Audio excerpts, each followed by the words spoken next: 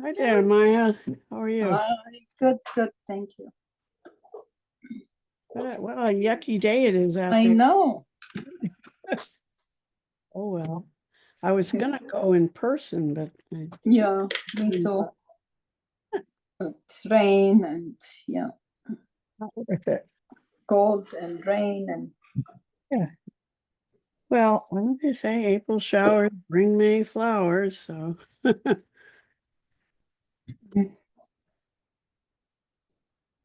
Hey there, Mason. You want to see yourself in hi. Hi. there? That's Mason. That's Maya. You can say. Hi, how are you? You're so cute. Yes, he's a cutie. See? You see your face? Oh, say bye. How cute. There he goes. That's my friend's kid. Hmm.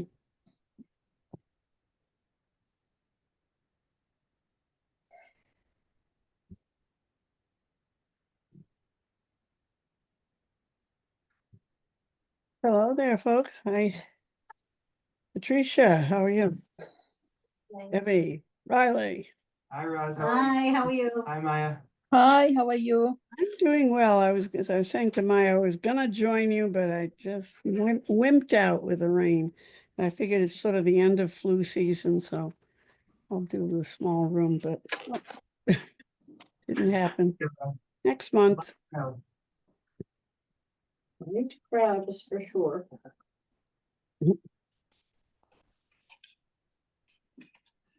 We have that wonderful microphone all Said fixed she's up. gonna leave because her daughter dentist appointment or something. oh, really?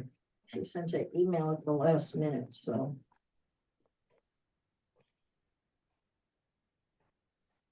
Riley, is that microphone set the way, remember last time you were concerned about it? Oh, he resigned. I'm sorry? The microphone, last time it wasn't Riley told me it hadn't, there was some adjustment or something on it. And so, because it wasn't as clear as the Here, first okay, time I you put had it it. on, so. It's on. How do you hear us now? Fine? Yeah, good. Fine, sort of, yeah. I mean, it's not It's on. fairly good. Microphone's You on. hear us? I hear you pretty well. Good. Okay. There's Mr. Joe, Patty. how are you? Hey, Joe. Hey, everyone. Didn't want Good to to see bear you. the rain, huh? You had to hop through the raindrops and the puddles, huh? Well, that would be the easier answer, but it's Oh. it's a little harder to make it out there on a Monday for like, personal conflicts. So Yeah. I appreciate you accommodating. of course.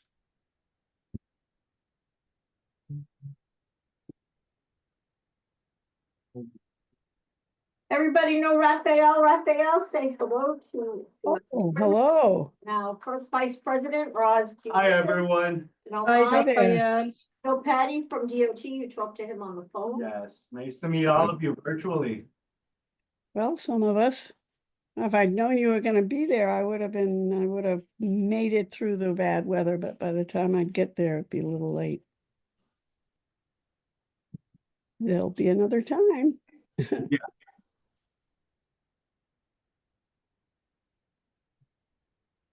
He's just filling in a little when Mary Ann is unavailable. Randy, He'll only be here for an hour. But he's doing well. what, excuse me? He's doing well. Who is? Raphael. Oh, Raphael Raphael. Oh, okay. I thought somebody was sick. is officially here 3 months as of yesterday. Perfect. He was Oh, today, Raphael works. actually today. Yeah. Oh, he's the new employee. Yes, Nice to meet you. taking Joan's seat. Mhm. Line. So he's the new community assistant.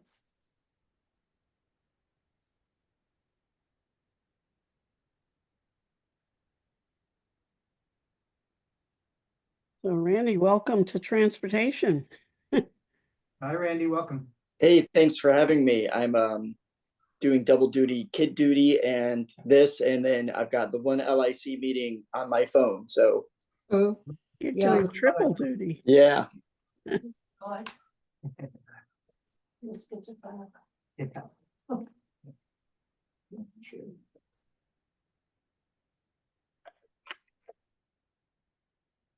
All right, we'll give it just a couple minutes. I marked you virtual.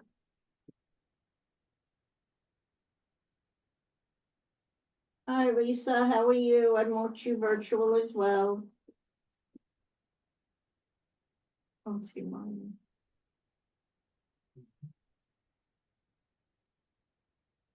Lisa fell off. I guess she got on the wrong meeting, maybe.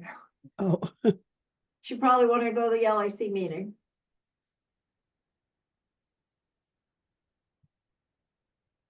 do you know that your name on community board has community? Oh, Slightly, I'm sitting so far away, I can't see it. Should I respell it? just take out one of the Cs. Did it say rename? Yeah, oh, almost. I think we need a bigger TV now. Yeah, we better get one before they get more expensive. Yeah, oh,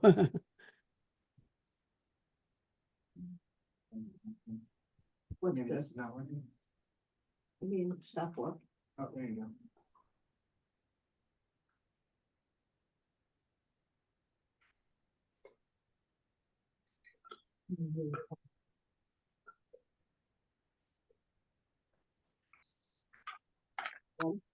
Yeah. This is more exciting than the LIC meeting. You typing? How come two meetings at the same time? So this one got rescheduled so that new board members could attend. Mhm. If it had been last week, it would have been before they had been sworn in. Oh, or yeah. attended the first board meeting. So it got rescheduled and Monday was the only day available where there were not other meetings happening. And then the LIC meeting got scheduled after we scheduled this. Mhm. Because everything had been rescheduled, it was kind of just go. I thought it was an April Fool's joke. No, Okay, will be a short meeting. We do have a couple presentations, and then for the committee members and anybody else, the Health and Human Services Committee has invited us to have a joint meeting with them next Monday, Tuesday. Because there will be a presentation on subway surfing, so Lauren has been speaking with me about that. So I invite everybody to attend virtually. It's a virtual meeting at 6 o'clock, I believe. We should get an agenda Mhm. today. So please, if you can. it's Monday, I think, right? Okay, yeah. Let me see my calendar. Yeah, it's Monday at 6 p.m. in the Mm. yeah. Monday, the 14th. So for people, Yeah, and that's, we were gonna do a joint meeting, but transportation could not do that because it's like spring break, Passover, Right. as you say, and so it would just, we would have lost some people. Okay, let's get started. I think we're waiting on our first presenter, Allegra. But I will get started with, this is the Queens Community Board 2 Transportation Committee meeting, April. My name is Riley Owens. I am the chair. I am joined by Debbie Markel Kleiner, the district manager, and Raphael, the community assistant. Yeah, community assistant. What was your last name? Nava. Nava. In the office today is Patricia Pan, public member. Welcome. Thank you for coming. We have a couple of presentations tonight. We'll begin with public comment. If anybody would like to make public comment virtually, please raise your hand.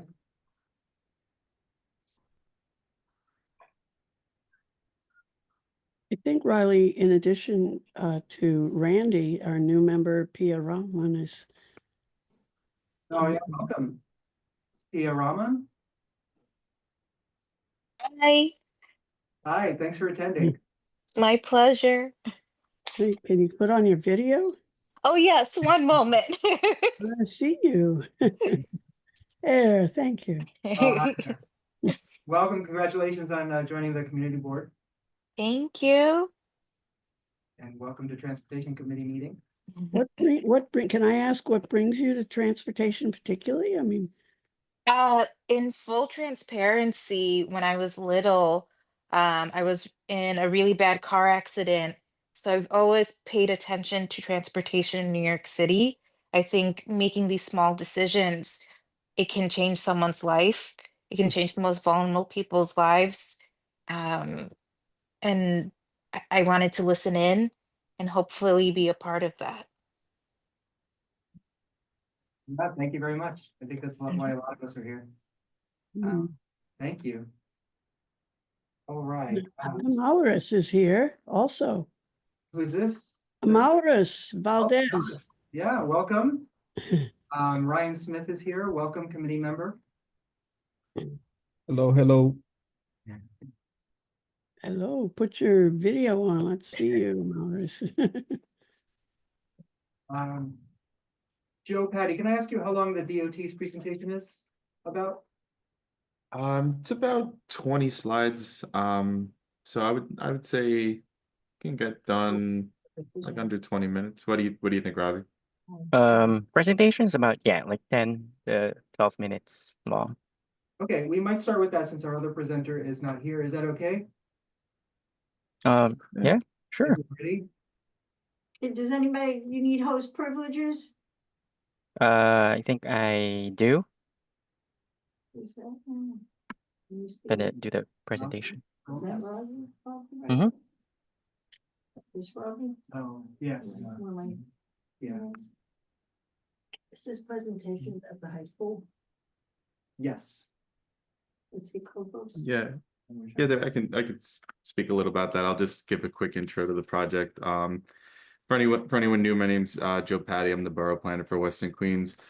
And I'm joined here by members from our school safety division that includes Robbie Gomez and Elena. Today we're going to be presenting a new street improvement project on Northern Boulevard. That'll be from 51st Street to Broadway. It'll include some of the pedestrian safety improvements, some crossing improvements, and some hardening of the median on that stretch of roadway over there to help organize the streetscape, bring some little bit of more order to the street, because right now it's a little bit wide open. There's a lot of turns going on in the street, a lot of conflict over there. So we're going to be presenting some of the improvements we want to bring to the street and get your feedback on it. So I see the presentation is up now, so I'll hand it over to Robbie to get started. All right. Thanks, Joe. Good evening, everyone. I'm I'm Robbie Gomez, project manager of school safety. And I'm here with Elena Linova, deputy for school safety unit.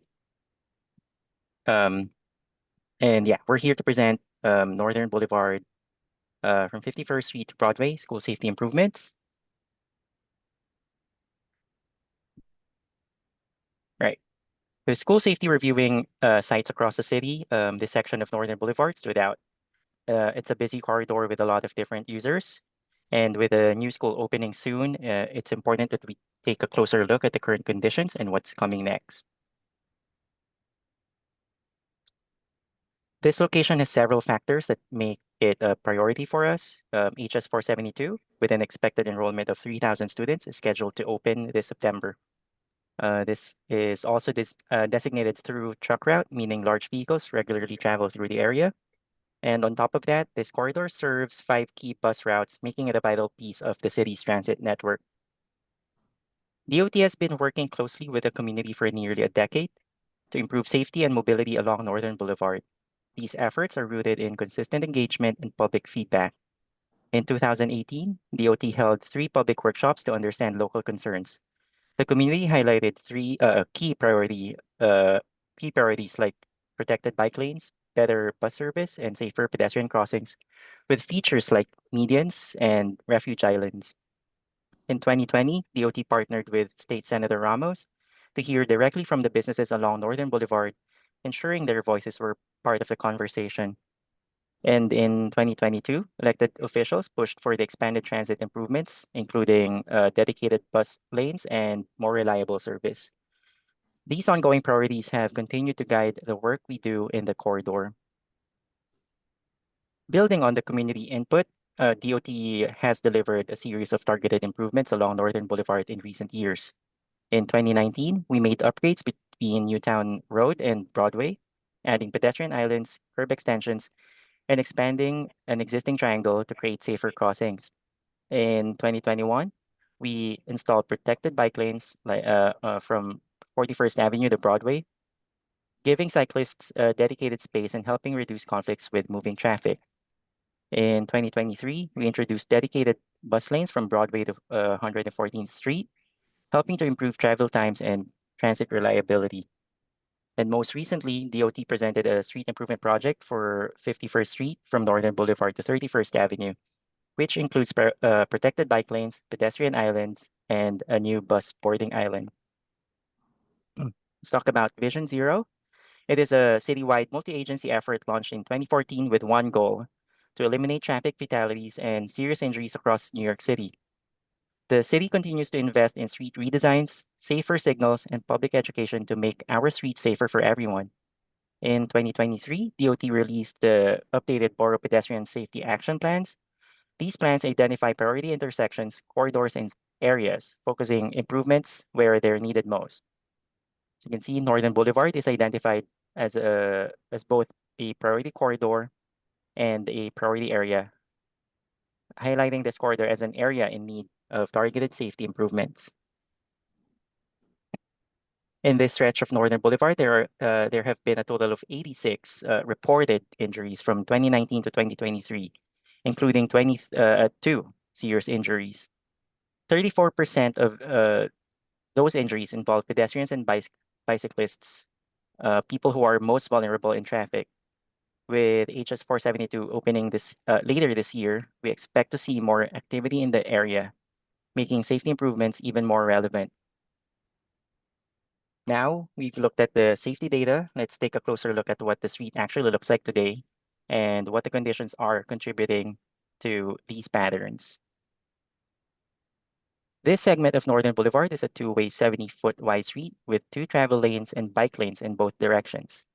Northern Boulevard has numerous curb cuts on the driveways, which create potential conflict points between pedestrians, cyclists, and turning vehicles. The existing painted flush median, intended to accommodate left turn bays, creates a wide open field on the roadway. This design unintentionally encourages higher vehicle speeds and gives drivers a false sense of extra space, which can compromise safety. Uncontrolled left turns across multiple lanes create safety risks, especially when drivers are turning into busy driveways. They have to cross several lanes, which increases the chances of conflicts with people walking or biking. In these situations, drivers are usually focused on finding a gap in traffic, not looking for people walking along or crossing the sidewalk. That shift in attention increases the likelihood of near misses or crashes involving pedestrians and cyclists. With more pedestrian activity expected in the area, it's important to address these types of turning movements to support a safer walking environment. And it's not just where left turns happen, but how they happen that creates added risk. When drivers make a left turn, they often build up speed over a longer distance, sometimes 30 feet or more, before crossing the sidewalk. This makes it harder for them to stop in time if someone is walking or biking across. This can be especially concerning near schools, where students may be crossing throughout the day, not just during arrival and dismissal. Right turns, on the other hand, are usually made at a slower speed and with tighter turning radius. This tends to give drivers better visibility of people walking or biking and more time to yield.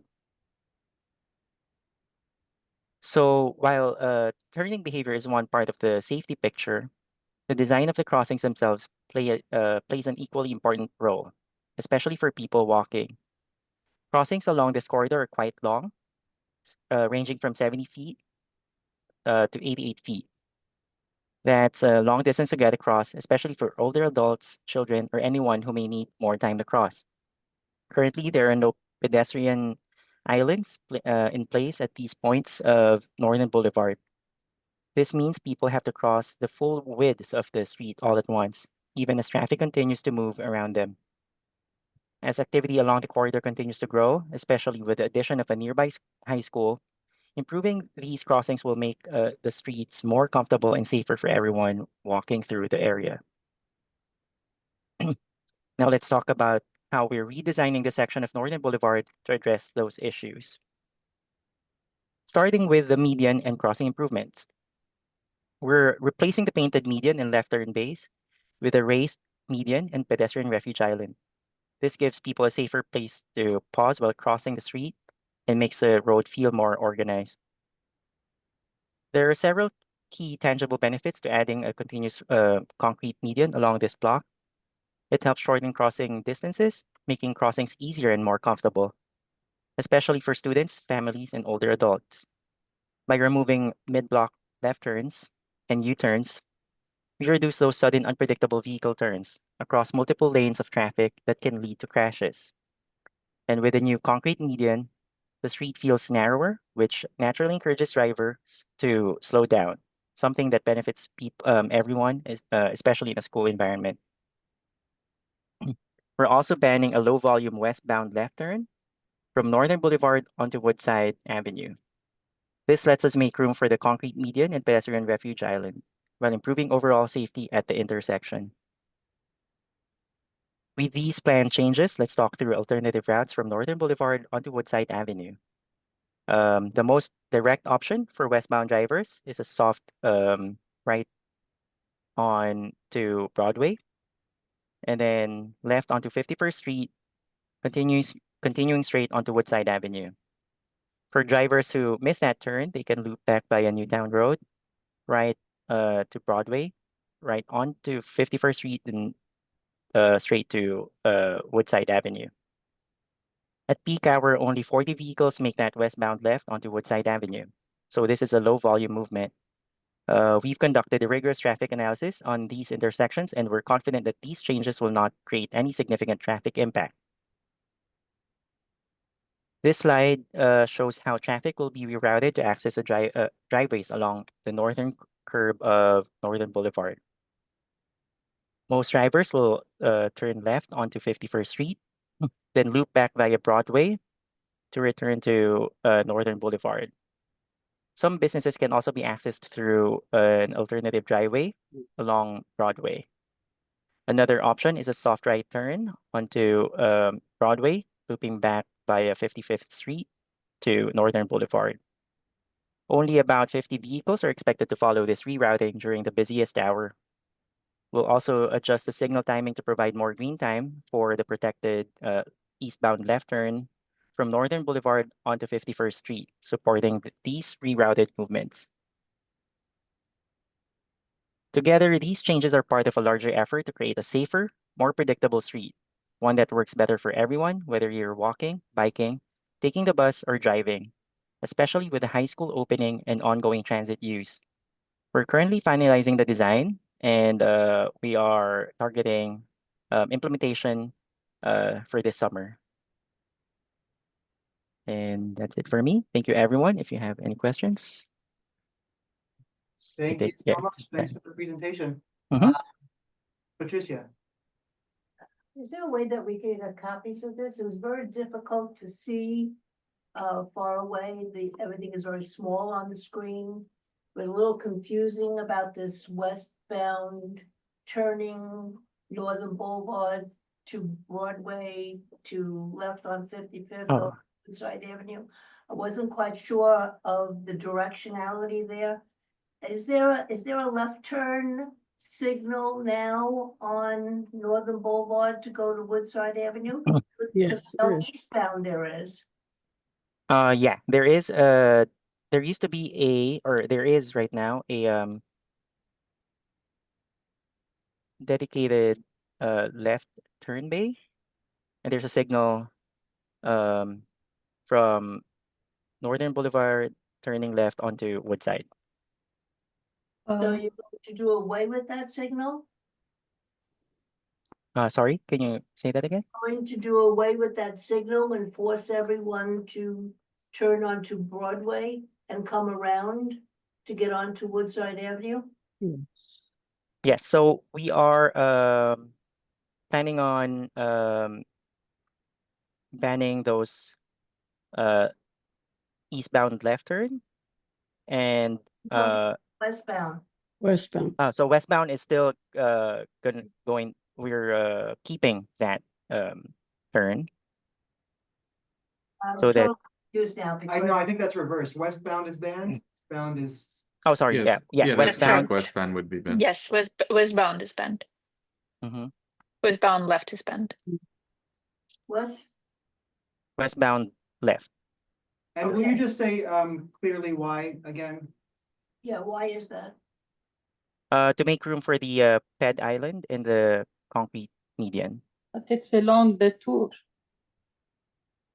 To make room for a median island, you So said? because of the median, now there's no left turn bay. In order Yes. to keep traffic flowing and not waiting to turn left. Mm-hmm. Eliminate that left turn. And to Exactly. keep pedestrian That is safe. correct.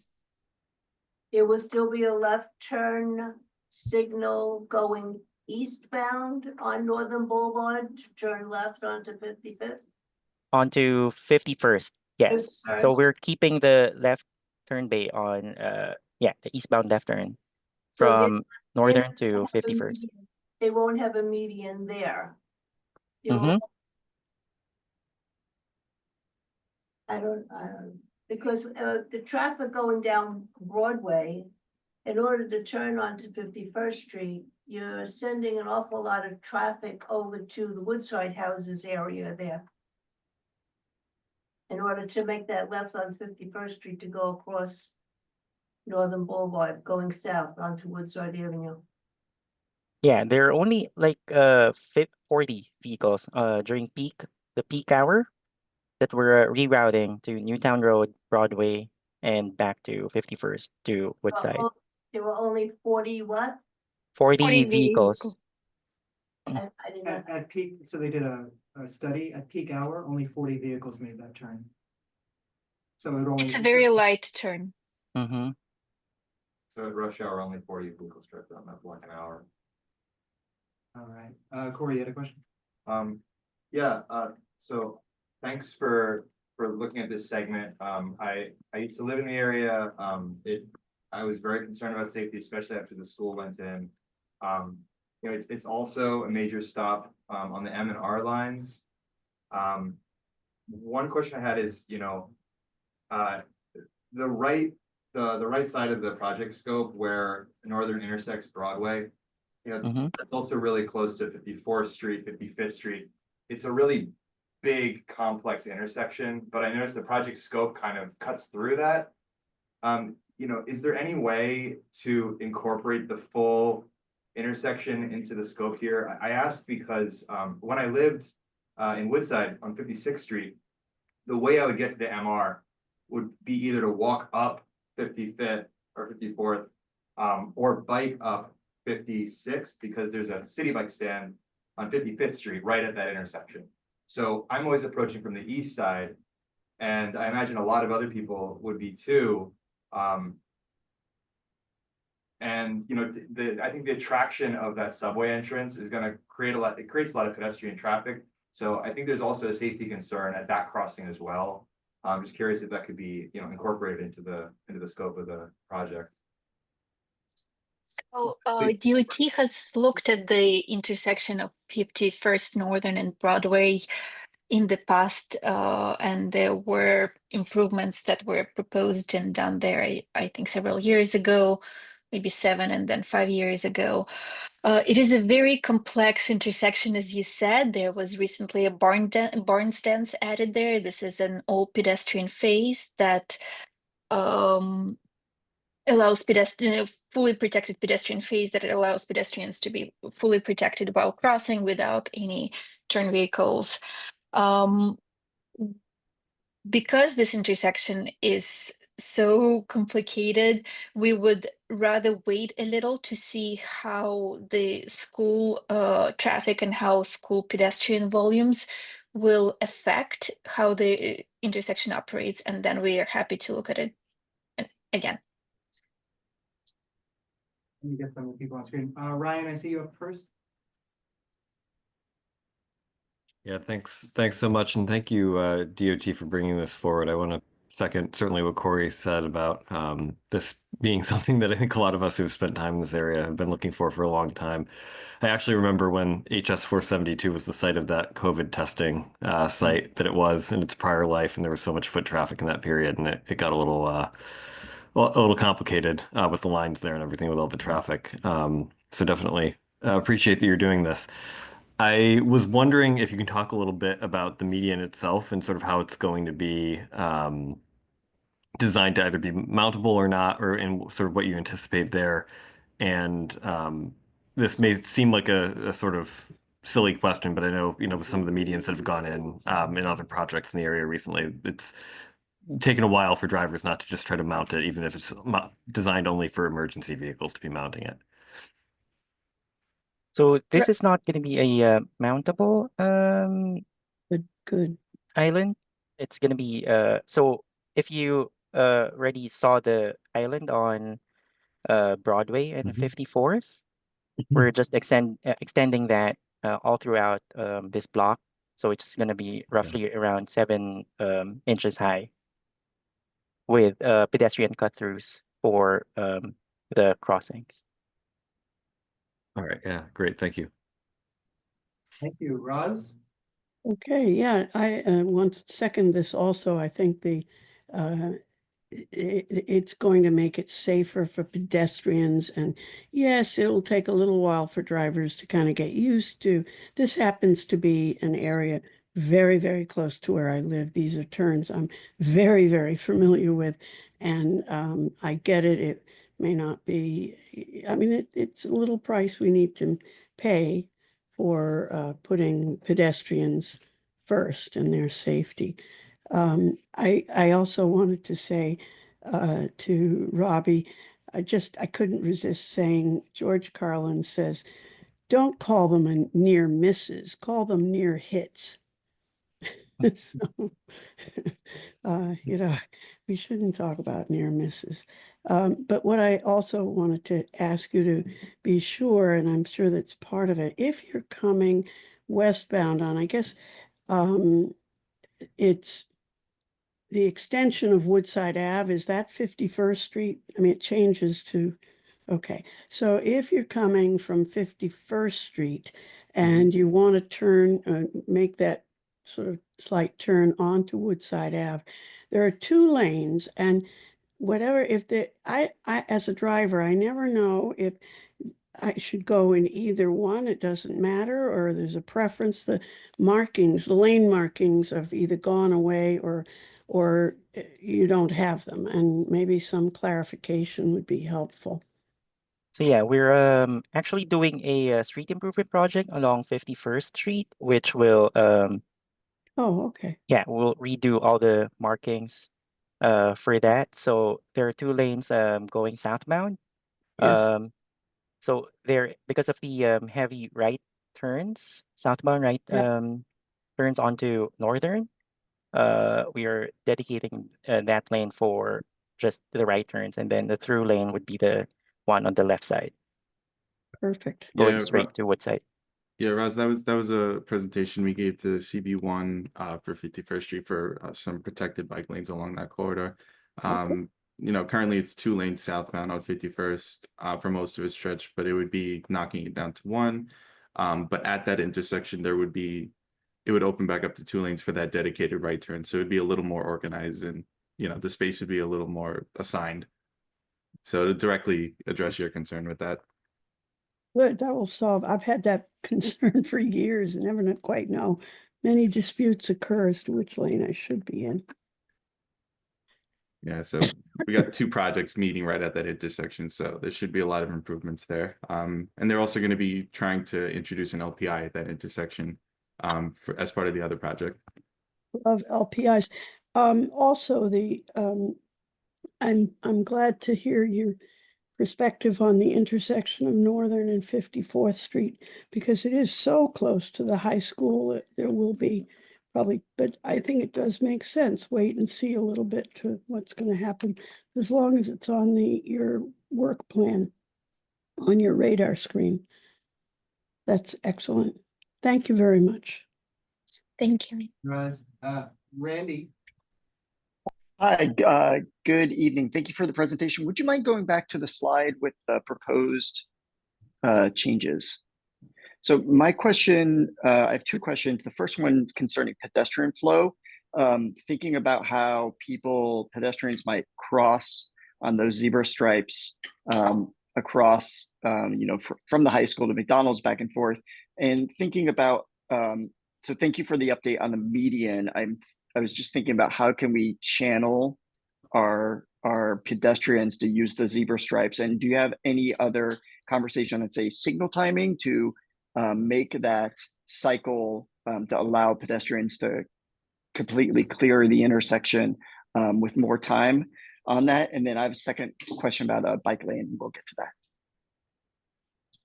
Yeah, so as Joe mentioned a while ago, we are adding an LPI for 51st and Woodside Great. Avenue. And for the one across McDonald's, we're still looking into adding an LPI there as well. Okay, but are you going to, besides adding an LPI, are you going to look at retiming it or adding more time? Or are you going to think about re-looking at this once the installation is complete? Yeah, so for 51st, since we're adding more green time for the eastbound left turn onto 51st, we might have to tweak this intersection depending on how we like our traffic model would look like for that area. Okay. For that intersection. Great. And then are you thinking about adjusting the sort of the width of the zebra stripe to compensate for perhaps like increased loads of pedestrians in those locations, or what are your thoughts there? So yeah, unfortunately, so we tried looking into that. It was brought up to from the CB1 TC meeting. Unfortunately, this is what we could only accommodate because of the existing driveways from of McDonald's, and we're only limited within this width because of the ped ramp as well. Got it. Thank you for that. And then for the bike lanes, can you talk a little, and I'm going to use my newness to the board as a waiver here. Can you talk a little bit why you are not proposing a completely protected with concrete or other materials that along this section? So the bike lane, I'm sorry, the to bike be lane. clear, yeah. We're still considering it. I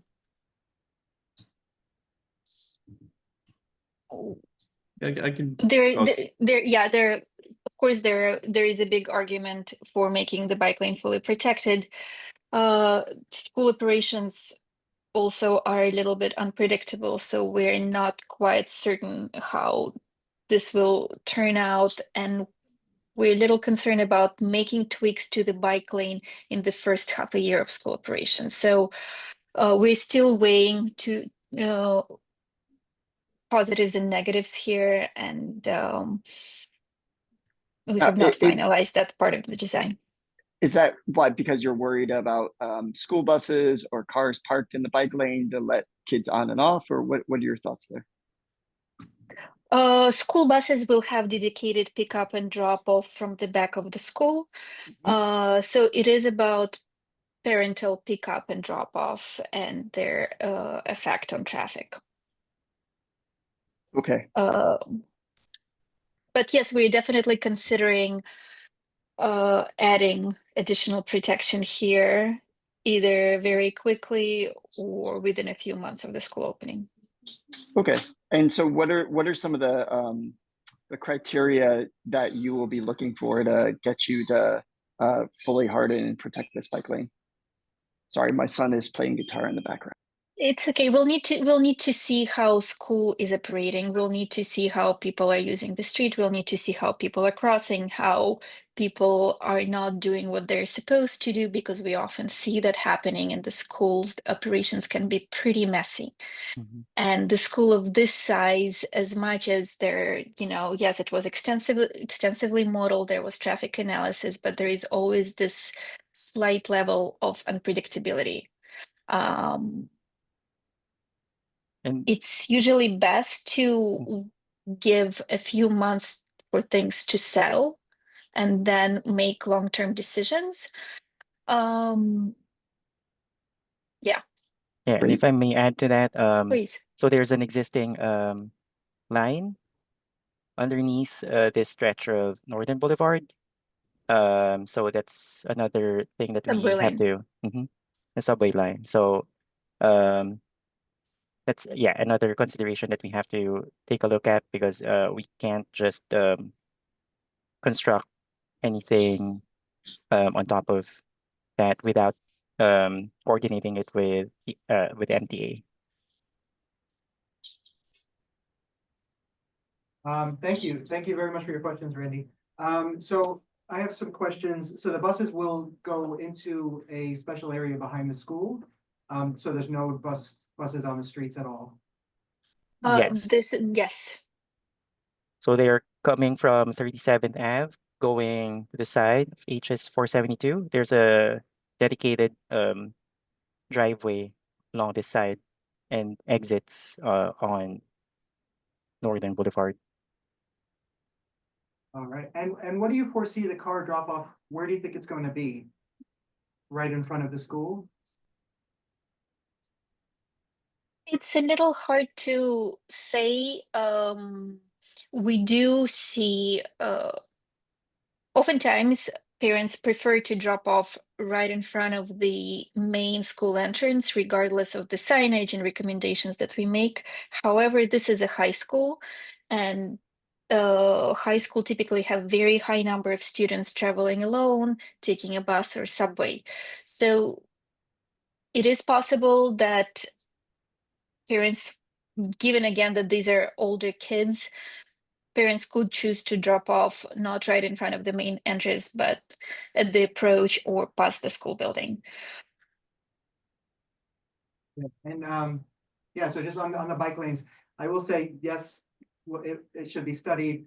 If it does become one of those bike lanes like the rest of the city where cars are constantly parking in it at school time, this board is going to have to talk to you every month to request that they get hardened so they don't do that. The drivers would have to learn to do something else. I might suggest 54th Street, which has no metered parking and no street cleaning, could be a great place for temporary car drop off. These are high school kids. Yeah.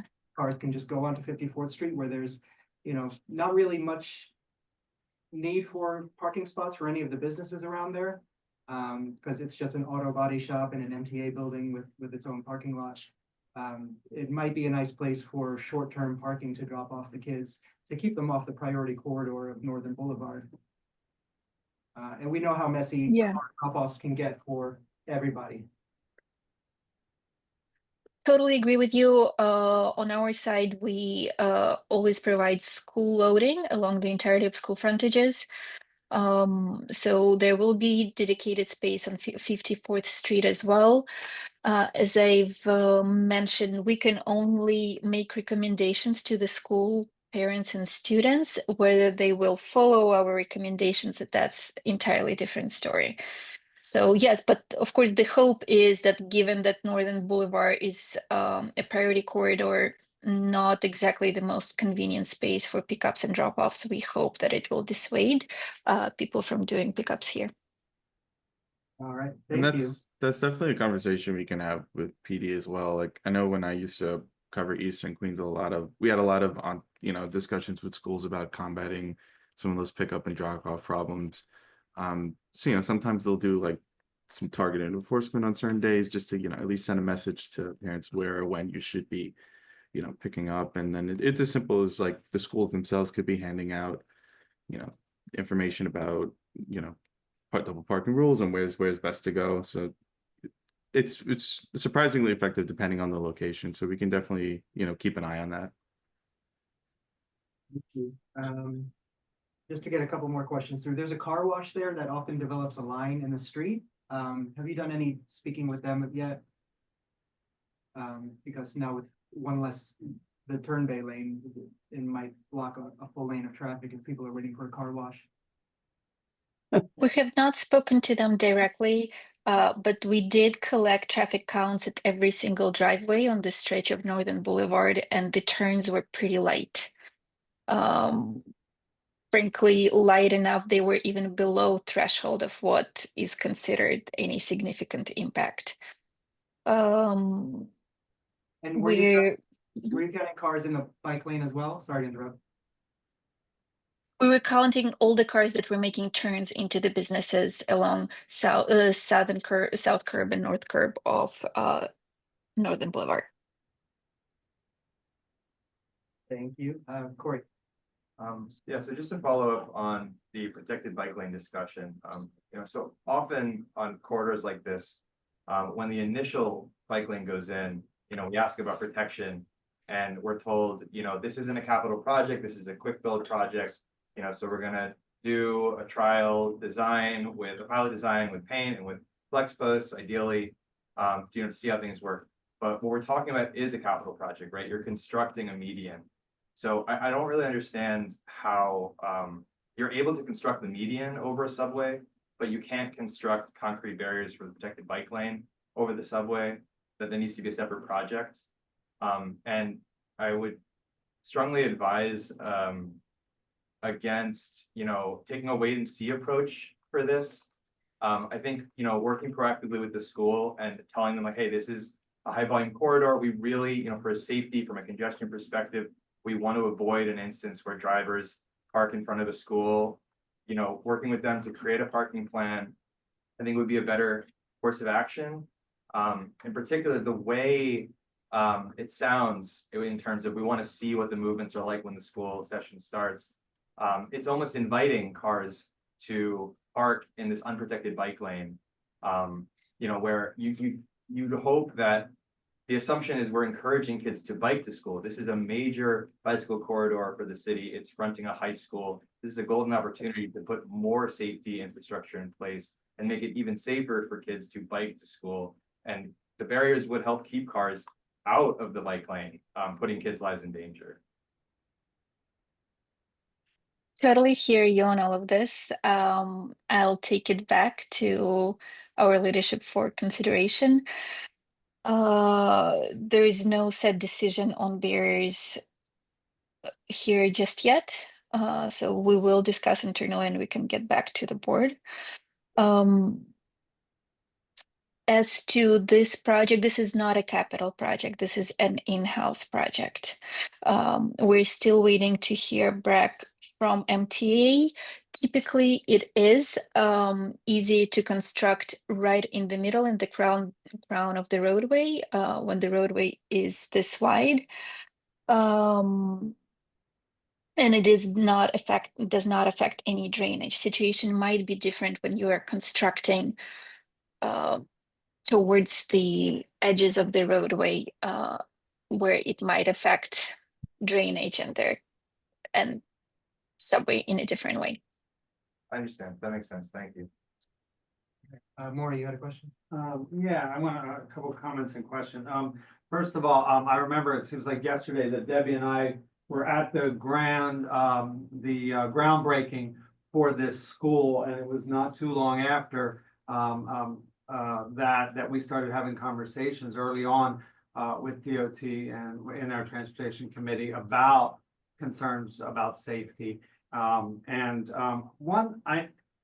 come from the world of digital usability and design planning, so it's a little different, but there are some similarities, and I do understand what you're talking about in terms of a little bit of like seeing where the patterns are. I know in architecture, when they build a new building on a university campus, they look to see where the grass is matted down to see where the natural paths are. So then they come in and cement the sidewalks in. So I think some of that is logical and makes sense. But I want to make sure that we're doing everything we possibly can to build in the most safest possible environment for the students. This is something we've been talking about and started talking about very early on the project, even before the groundbreaking, about, you know, where is the main entrance going to be for the school. We wanted to make sure with the school construction department, they were going to make sure that with the planners that this was going to be, student safety was the utmost priority. So I think that's what we're all thinking about here. So I think that's important to acknowledge, and I appreciate that. I do just feel that, you know, we need to, maybe there are some more efforts that we can do to ensure the safety. I think, you know, we talk about, you know, signs and things like that. People don't pay attention to signs. They don't pay attention to signs for parking. They don't pay attention for don't block the box. I personally, I really don't think, I mean, obviously you have to have those signs, but those can't be what we expect. We need passive enforcement, right? We need passive compliance. So we need systems designed so that folks can't have the ability to break the rules. It can't be a matter of, oh, there's going to be a sign, and then that way they know they're not supposed to drop off there. No, there has to be some kind of physical and psychological barrier that has a constraint that doesn't allow them to do that. Obviously, in consideration of the multiple ways that the road and the bike lanes are going to be used, but I think we really, really have to consider passive compliance. And you know, it wasn't that long ago, and you probably hear it from all over, but it wasn't that long ago. Was it last year when 47th Avenue in front of the middle school, which is a much calmer roadway, where, you know, somebody was severely injured and another person killed, sisters. And, you know, of course, DOT came in afterwards and put up some physical barriers and ways to kind of guide traffic better. I don't want to see that here. I mean, we're just waiting for something horrible to happen if we don't have some kind of physical barriers and do everything we can to ensure passive compliance. That wasn't a question, that was a long statement, sorry.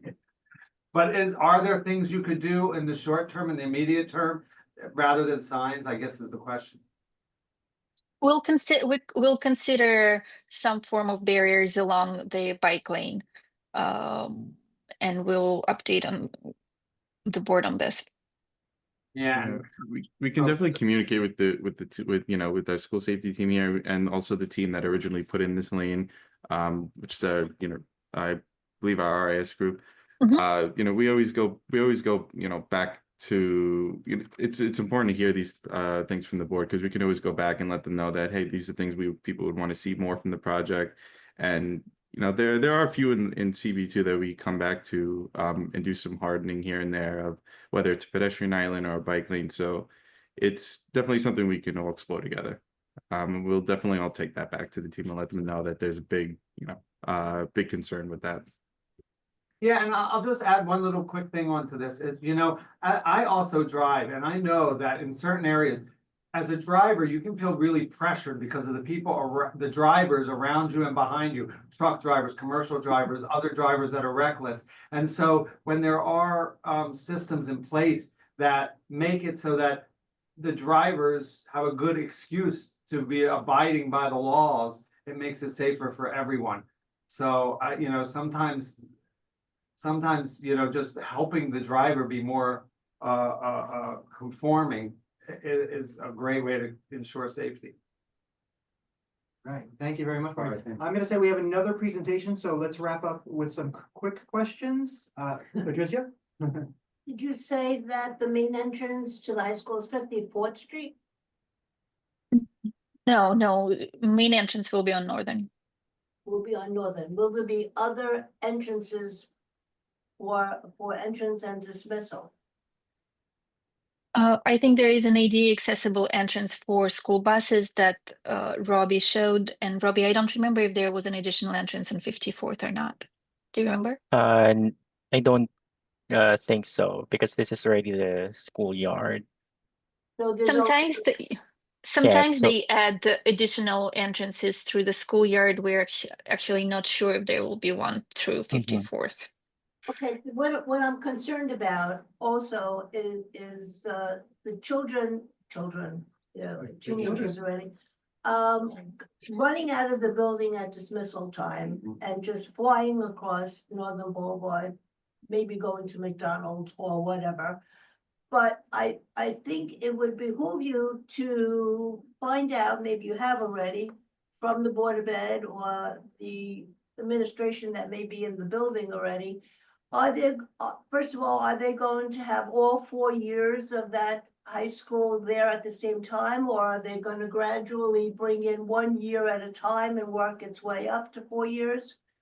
Because that would be a lot easier for you to see the management of the kids and what is needed as far as traffic control goes. And also the dismissal times.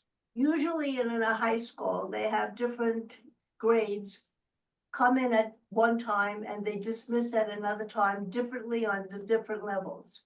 Usually it's the freshmen who are there early in the morning and then they get out. So it may make it easier for you if there was some kind of traffic regulation that is timed to the different dismissal times, you know, the lights of the kids coming out. But I think maybe you should find out if all of them are going to be there at once and you have 3,000 kids coming out at both different times or the same time running across to McDonald's.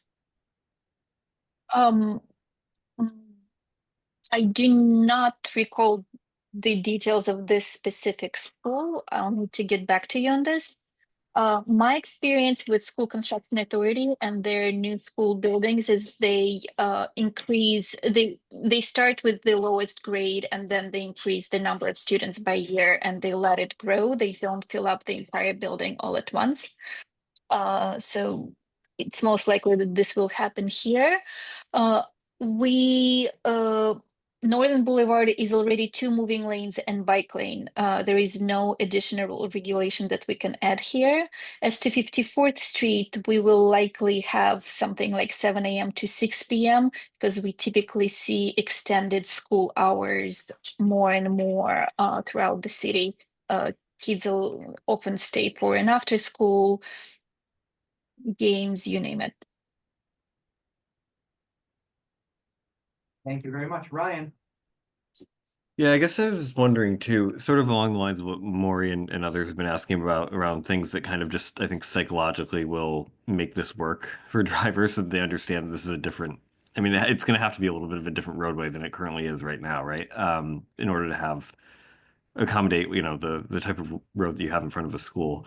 So I was wondering about 3 things in particular. Number 1 would be the ability to actually lower the speed limit potentially, or at least enforce. I guess the second thing would be enforcing the current speed limit, which I think we all maybe take with a grain of salt that the traffic really moves at 25 miles an hour on Northern Boulevard right now, but that would obviously be important for this. And then the third thing would be even some modifications, like for example, that slip lane on the corner of Woodside Avenue and Northern Boulevard is one of those features that I know at other intersections, even just in our neighborhood, right? DOT has taken out slip lanes like this so drivers don't feel like it's a highway nearly as much as they may have once done. And it will just kind of psychologically bring down the need to move sort of at speed through this corridor in the same way. Because it seems to me like it's going to be hard to make this all work if traffic's still trying to flow in the pre-congestion pricing sort of norm that we had.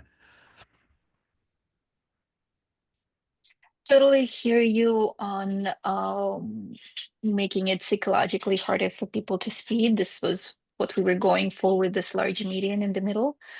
Northern Boulevard is now 25 miles per hour, given that it is a through truck route and large arterial and a bus route. I don't think DOT can consider lowering it to lower than 25.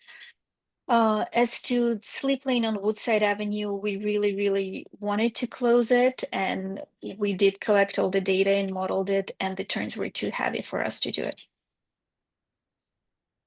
Is that something you could potentially revisit, though, I guess, as you talk about Absolutely. some of these other things? Yeah. Because I guess we're in the Yeah. early days of congestion pricing still. Maybe it'll come down.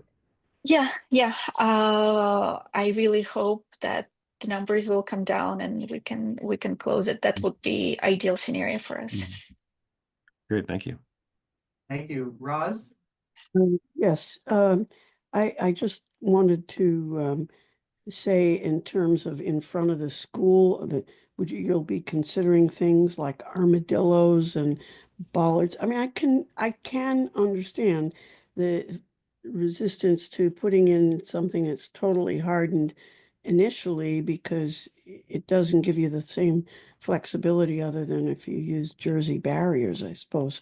But flex posts that are not just every 15 feet apart, but closer even would discourage that. I'm curious, is the area, the access from 37th Ave, I'm trying to figure out is that a road that goes in right to the western side of the school, or is it non-existent right now? It's not a road. Robbie, do you want to speak to this? Yeah, so I it's can- so their lot is quite interesting. So they have this sliver of land that connects this lot to 37th Ave. So they're using it as a dedicated driveway for school buses, their school bus operations. So it goes from 54th and then connects, yeah, so it's in between Woodside Ave and 54th. There's this 37th Ave, which, yeah, connects, Kind of like a driveway then, is yeah. what It you're is. saying, It it is is a an driveway. internal circulation driveway right? 'Cause I on couldn't- DOE property. Now, but then that would only be for buses, so we wouldn't want to provide for parental or other kinds of drop-offs there, or drop-offs by private vehicles. This is strictly for buses. It's a really narrow driveway. So that means really the only place that you could drop people off if they had to would be on 54th Street, right? Ideally, much. yes. And so, and you were saying you're gonna just have no parking there from 7 AM to something later, but I mean, in some cases, I'm a big fan, maybe further down, of short-term metered parking that would give, keep people from leaving vehicles there, but would allow you more space for that. Is that You possible? mean on 54th Yeah, Street, yeah. right there? Yeah, we can definitely look into this. Yeah. Yeah. Okay, thank you very much. I really am very pleased that you're taking this very seriously. This is positive. Thank you. Thank you. I have just a couple of things just to finish up with, and then I'll be the last one.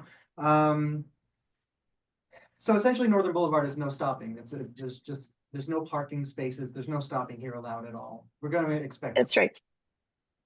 But it's essentially no stopping, and that should be enforced by the police. I live in Woodside. The curious thing about Woodside is we don't have many trees.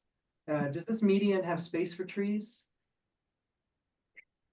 So the median does have does have space for trees, and we would love to plant trees there if we can.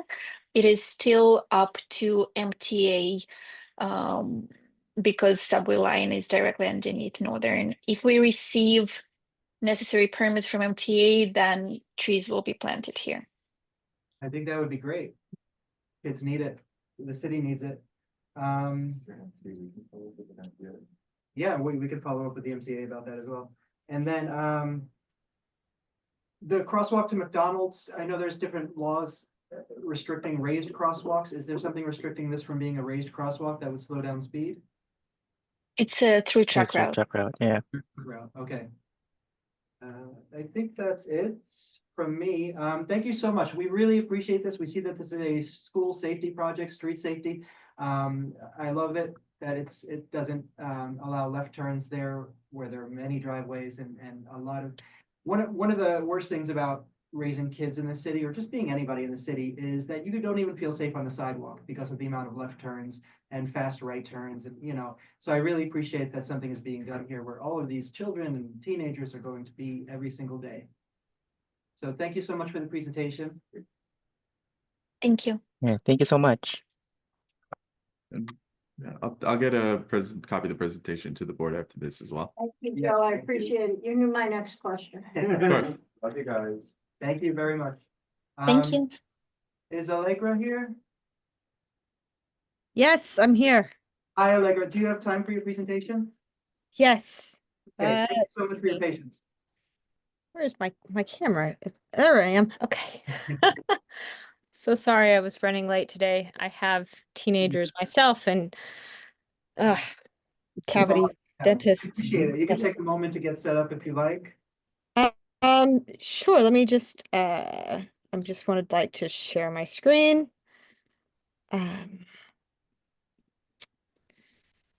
Where's the share button? Here we go. And I'm going to share. Okay. I think I'm sharing now. Does it look like I'm sharing? Yeah. Okay. Okay, thank you. Do you want to introduce yourself? Should I? You're welcome to introduce yourself. I'm happy to introduce myself. My name is Riley Owens. I'm the chair. This is Allegra Legrand, who is a data scientist, research scientist who has lots of data on our district about car and bike traffic, and is happy to give an analysis, which we appreciate. Is that about it? Yeah, sure. That was great. Thank you guys very much for having me. It's a pleasure to be presenting in Queens. Personally, I live in Upper Manhattan and I met like-minded transit-oriented folks in part of my personal advocacy for more equitable transit and safer transit. I live in Upper Manhattan. I'm a scientist by day, transit advocate by night. I've written a couple Streets blog articles, so you probably know where this talk is going. And I was inspired to put this talk together because I heard that this group called EVSA, which is, I don't even know what they stand for, the acronym precisely, but I heard that they were going to come to my own community board and tell us how they didn't want us to have e-bikes. But I personally have an e-bike and I love mine. And I'm very safe with my e-bike and it helps me get around. So here we go. And there's some places you can find me online if you'd like to. Okay. All right. So yeah, New York City has been in the era of Vision Zero for about a decade. And unfortunately, this decade has not seen us go down to zero traffic fatalities. When I grabbed this article from Transportation Alternatives, it looked like 2024 was going to be one of the deadliest years. We haven't, all the promises of Vision Zero, they haven't borne fruit, and we continue to have pretty high traffic violence and almost exclusively caused by cars and trucks, the fatal and the most injurious pieces of traffic violence anyhow. So in spite of that, there have been some promising changes, probably more so in Lower Manhattan, not in my neighborhood at least, but in Lower Manhattan, where they've managed to create pedestrianized streets. I know you guys have 34th out in Queens, which has been a pretty amazing stretch, where you have streetscapes that are totally transformed from places kind of bereft of any activity to places where people on foot, on bike, shoppers, and everybody can coalesce. So I think this is one really positive thing that has happened in New York City in the last decade. So making this perspective for Queens. I like to use open data. And here I'm showing you some open data from census.gov. They tabulate things by zip codes. So this is not strictly speaking just Queens Community Board 2, but this is your zip code 11101. And most people out here, as you all know, take public transportation to get to work. And very, very few folks who actually live in the neighborhood drive themselves to work. I'm always surprised, like for someone who lives in Manhattan, I was out in Queens a couple times this last week.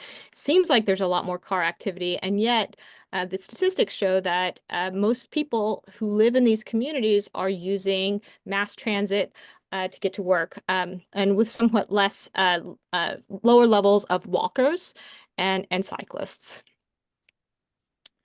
Your neighborhood is great for mass transit, at the point of fact, and it's no wonder that people use this wonderful resource to get to where they're going. When you have a look at the bike lanes, it's a somewhat mixed bag in your neighborhood, and so this on the left, obviously, I pulled this from a Google map, but on the right, this is data that you can pull yourself from the New York City open data pages, when you can actually plot out all the bike lanes in your neighborhood. There are a lot of things that are called bike lanes, which are really just paint. And I'll get into that more later, but only the green lines on this map are bike lanes. Everything else is magical thinking with paint. So after listening to the questions in the last session, I feel like I'm preaching to the choir here. How do you make streets safer? Turns cities with higher bicycling rates are safer for not just cyclists, but all road users.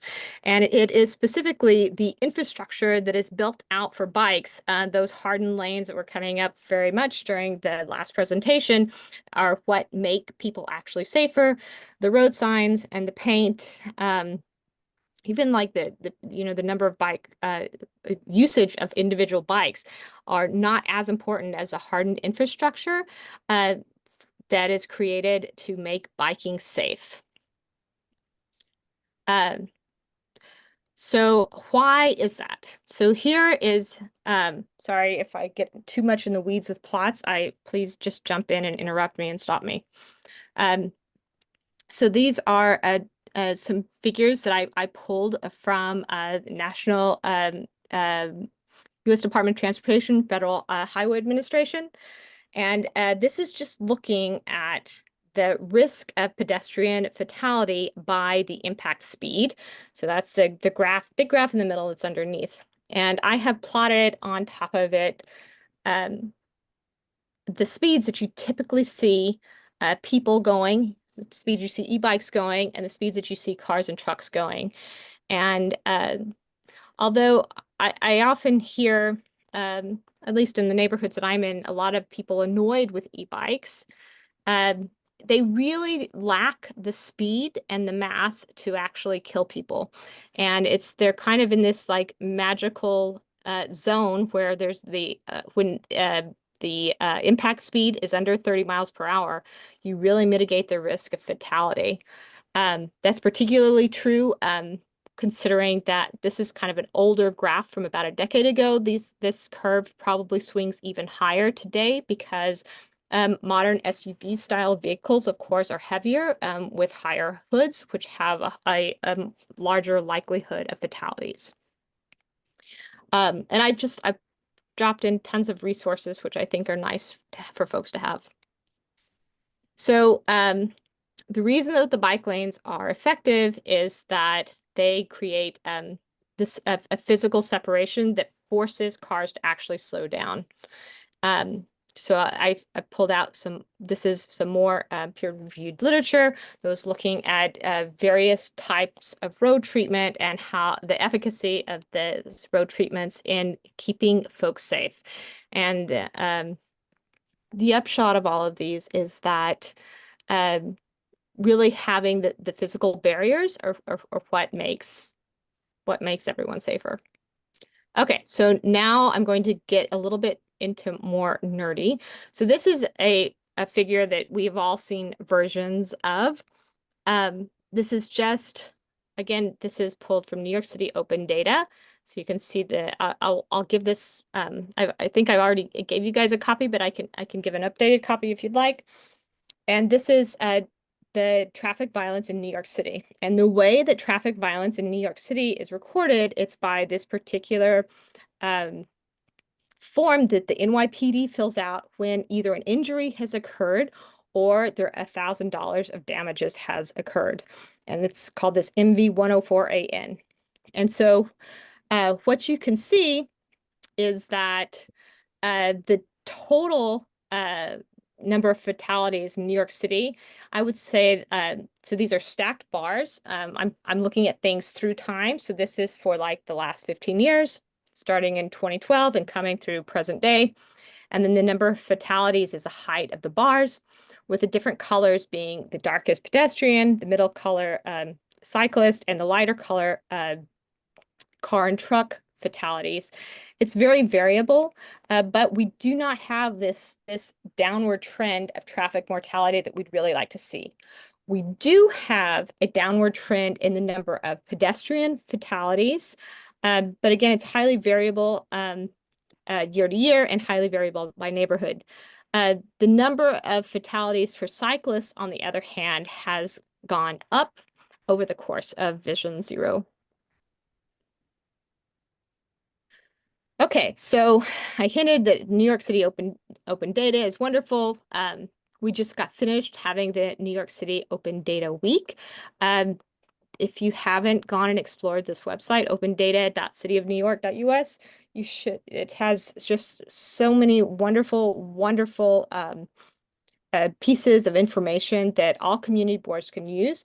You don't need to know how to do graphics yourself. There's this wonderful organization called Beta NYC who works with community boards all across New York City to try to help make this open data approachable and usable for community boards. Specific for traffic violence, there's this really nice online GUI called crashmapper.org, which can help you know very easily with just pointing and clicking like what traffic violence is like in your neighborhood. And here I'll be showing some more plots using R and using some Python. So this is injuries specific to your neighborhood. I have these squiggle lines. These are black as their total injuries, blue is your pedestrian injuries, and red is your cyclist injuries. And your neighborhood, I thought was quite interesting because the number of injuries, the total injuries, these are the difference between the black line and these other two, of course, is that these are injuries from people riding in motor vehicles. So they decreased till 2020. Almost everybody in New York City had this kind of minimum in overall injuries in 2020, coincident with the COVID lockdowns. But after that, things have returned to pre-COVID levels of injury, and often returning to even, kind of early 20-teens levels. In your neighborhood, I was very surprised to see that the number of injuries for folks on bikes is equivalent to the number of injuries for folks who are pedestrians. I think that this is probably a couple of reasons. One, you probably do have increased bike usage that has happened over this period of time. Unfortunately, bike counts and pedestrian counts are kind of a difficult statistic to come by. The other thing that's important to note, though, is the census surveys, for at least for how people get to work, about 3 times as many people walk to work as people who bike to work. So the dangers for folks who are on bike in your neighborhood is particularly high. And for such there's only 12% of people in zip code 11101 who drive themselves to work, and this is quite a high number of injuries, although I imagine that this is indicative of quite a few commuters. So here's an example of using Crash Mapper to show where fatalities happens in your neighborhood. This one I've just pulled out fatalities, but this resource is very nice because it can provide you a heat map of where you have the injuries occurring. You can filter by date, and you can filter by community district, of course, by type of vehicle involved in the crash. And of course, Crash Mapper is pulling from that moving vehicle 104AN document that the NYPD produces, which keeps tracks of the vehicles involved in crashes. So I think something important to note is that while that keeps track of the direct violent conflict between larger vehicles and people on foot and on bike, by and large. The bad air quality is also something that New York City suffers from. It's become somewhat better since the implementation of congestion pricing, at least in a regional sense, a decrease in ozone precursors and things of that nature. But poor air quality in New York City is thought to cause about 10 times roughly the number of deaths as those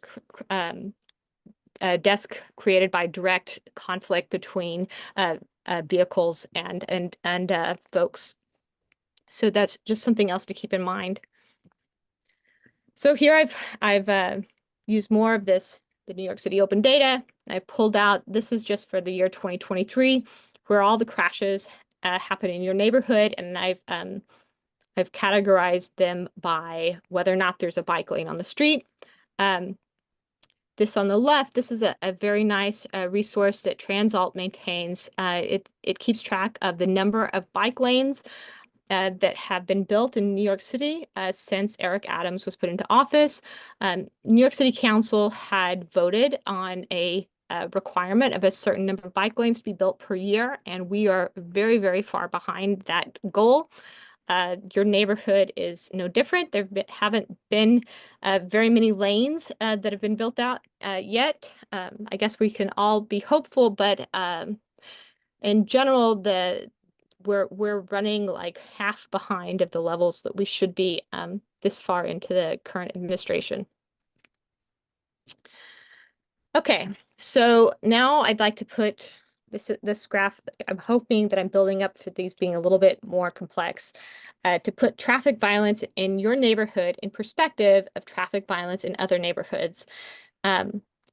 That's something that's tricky to do. As I mentioned, although there are vehicle counts, like for cars and trucks, the number of counts for pedestrians and the counts for cyclists, those are not as widespread. And so when I compare between neighborhoods, it's very hard to compare based on normalizing by that kind of usage.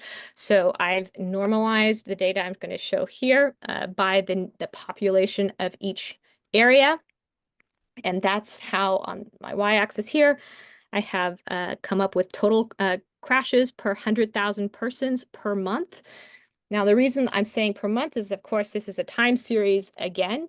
A time series is something that's really useful if we want to see trends in the data and we want to see significant changes through time, if different policies have had an impact. So here, this bright blue color, that's your neighborhood. And the other colors are black is all of New York City, and the other colors are the other four boroughs of main New York City. I have not included Staten Island. It's kind of its own beast. So the thing that stands out to me most from this figure is that traffic violence per capita in your neighborhood it's higher than what it is in a lot of New York City. So that to me says that this is a real opportunity for your neighborhood to have improvements in street treatments that can make your streets safer for everyone. That's probably, I was just looking at statistics.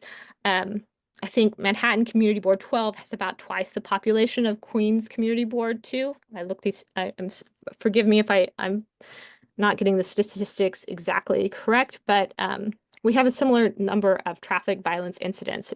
So that means that the traffic violence rates per capita are much higher per person. Okay, so coming back around to the e-bike concern.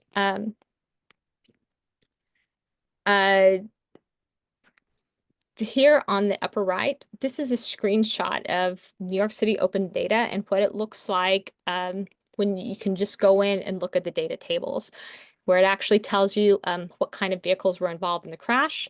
I don't know if they've been to your community board, but these other groups, they've come to my community board and they've made an assertion that there is no tracking of the number of crashes that involve scooters, and there is no tracking of the number of incidents that involve e-bikes, but that's just not true. And you can go and look it up yourself. You can just click this link and you can go find it out for yourself. And how things are categorized, I know that in common language, there's kind of a whole, you could say scooter and mean everything from what the 3-year-old uses to like the big Vespa-like machines. But for New York City Department of Transportation, they actually have a really nice chart of what constitutes each class of e-bike, each classes of mopeds and e-scooters. And they have specific definitions. And so this data table for traffic violence in New York City is should be true to this data table. So I presented this at my own community board meeting several months ago, and then I was really happy to see that Gothamist actually reported a similar article putting the traffic violence in context of shooting violence in New York City. And so I've pulled just for your neighborhood. So the color scheme is the same. So the bright blue color is Community Board 2 Queens. And my y-axes here are injuries per capita. The top is traffic injuries, and on the left are fatalities on the right. And on the bottom row, I have shooting injuries on the left and shooting fatalities on the right. And so your neighborhood, as mentioned before, traffic injuries are quite high in your neighborhood per capita. The y-axis for this traffic injuries, you could see this goes from 0 to 100, as opposed to these other three, which go from 0 to 10, because traffic injuries are just so much higher. And the number of traffic fatalities is for shootings in your neighborhood is much lower. Shooting injuries and shooting fatalities are much lower than traffic injuries and traffic fatalities.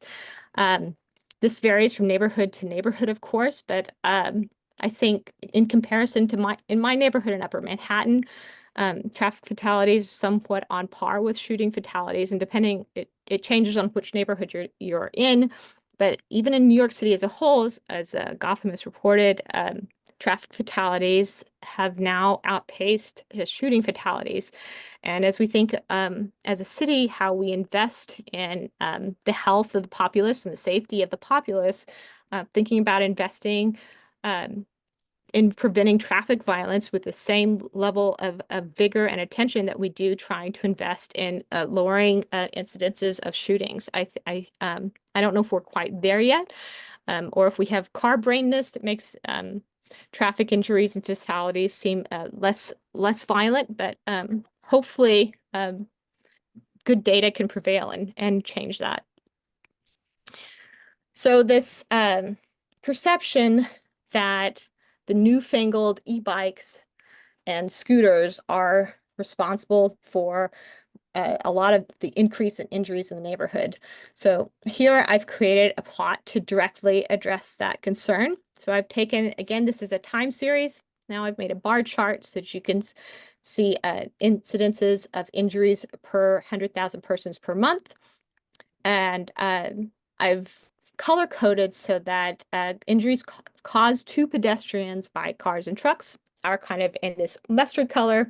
Injuries caused by bikes is in the blue color, and injuries caused by scooters is in the red color. And what you can see is there's maybe a month here and there that's an exception. By and large, cars and trucks cause nearly all the injuries in your neighborhood specifically.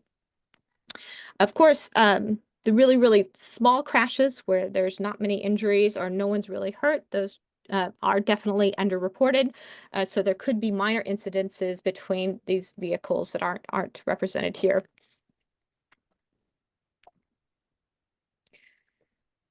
Okay, so just to pull this back around, why is it that this happens?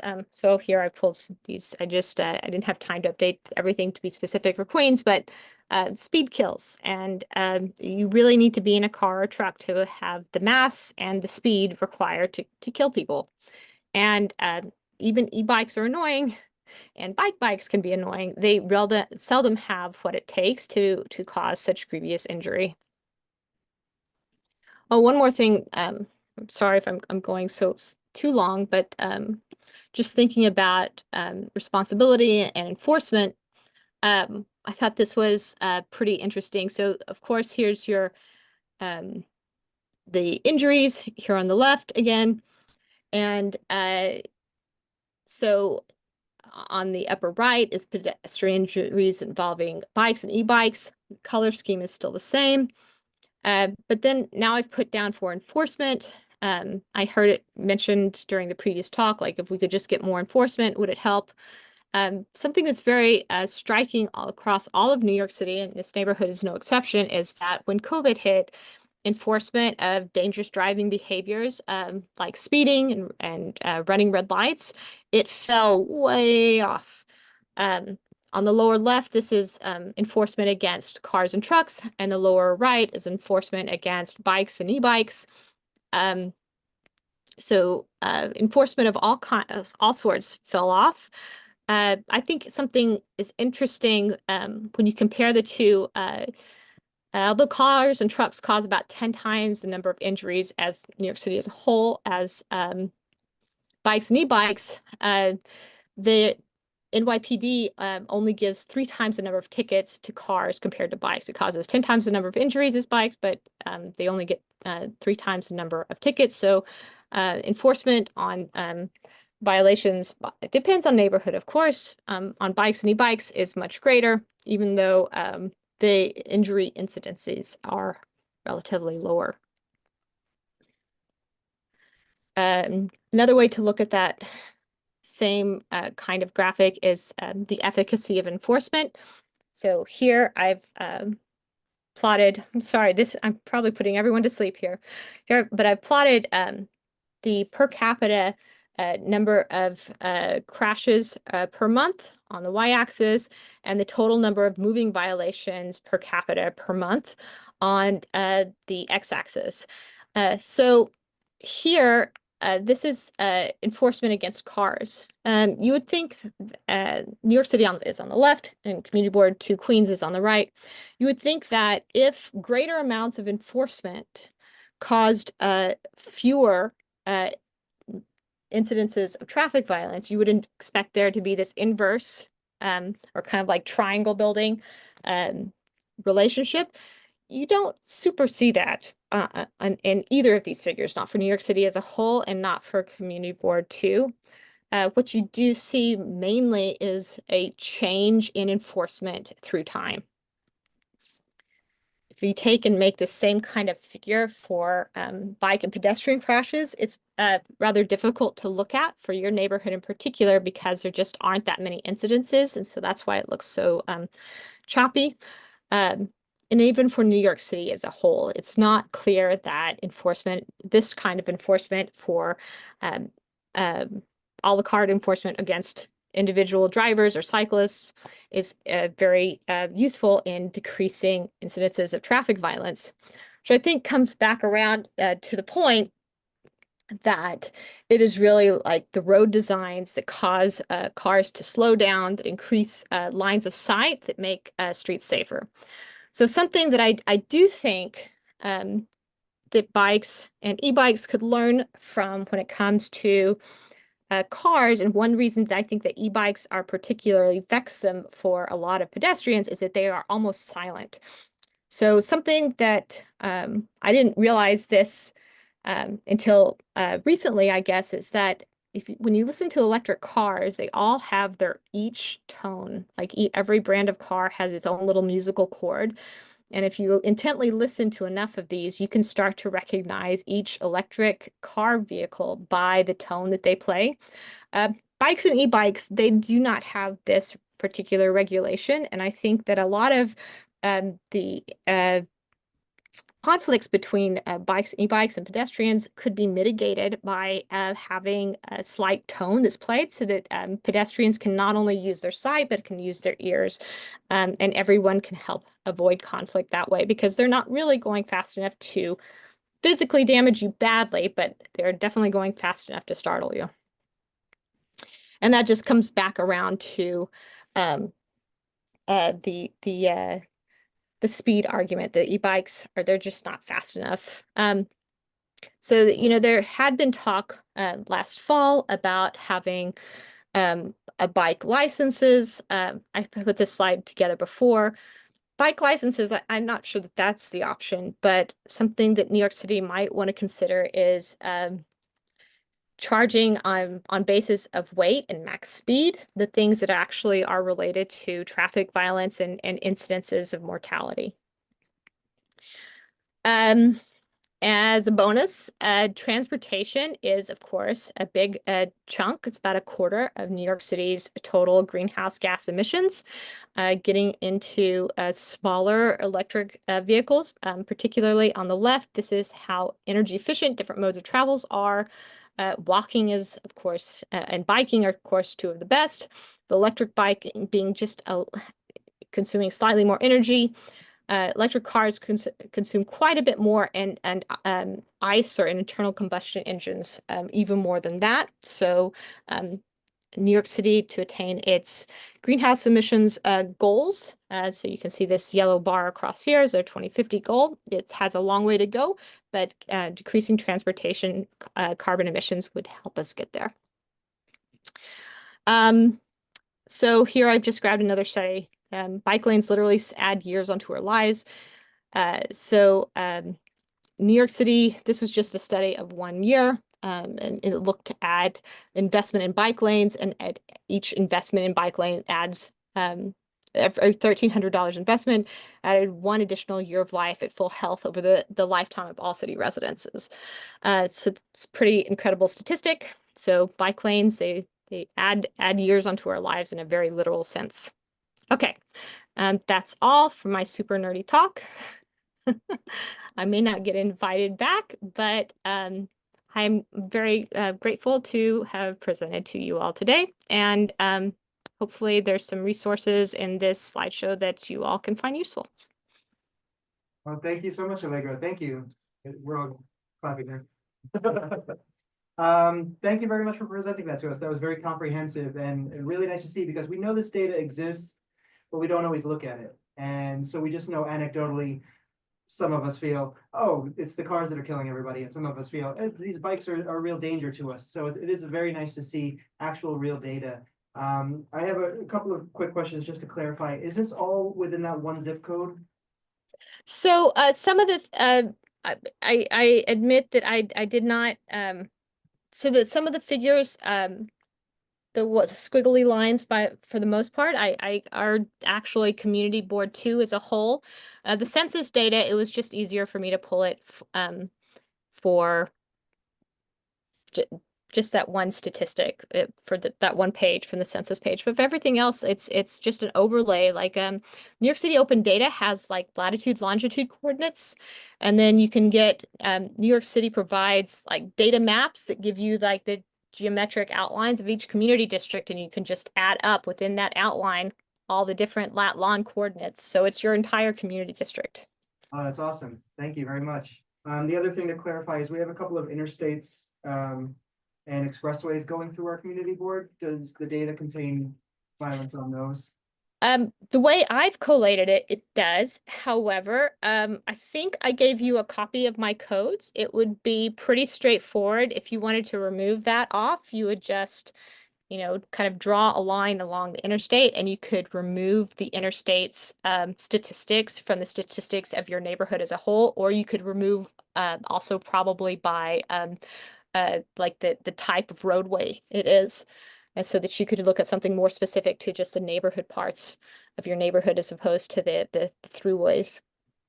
Yeah, thank you. I mean, if they go through our district, we should be advocating for safer speeds. We all know that speeding happens there and crashes happen there, but it feels like we just have more responsibility to advocate on our neighborhood streets, maybe more power to do so. But we have tried to advocate on expressways as well. All right, I'll open it up for questions. Corey? Thanks for this. It's really, to echo Riley's point, it's great to have it all in one place. Are you going around and presenting this to multiple community boards?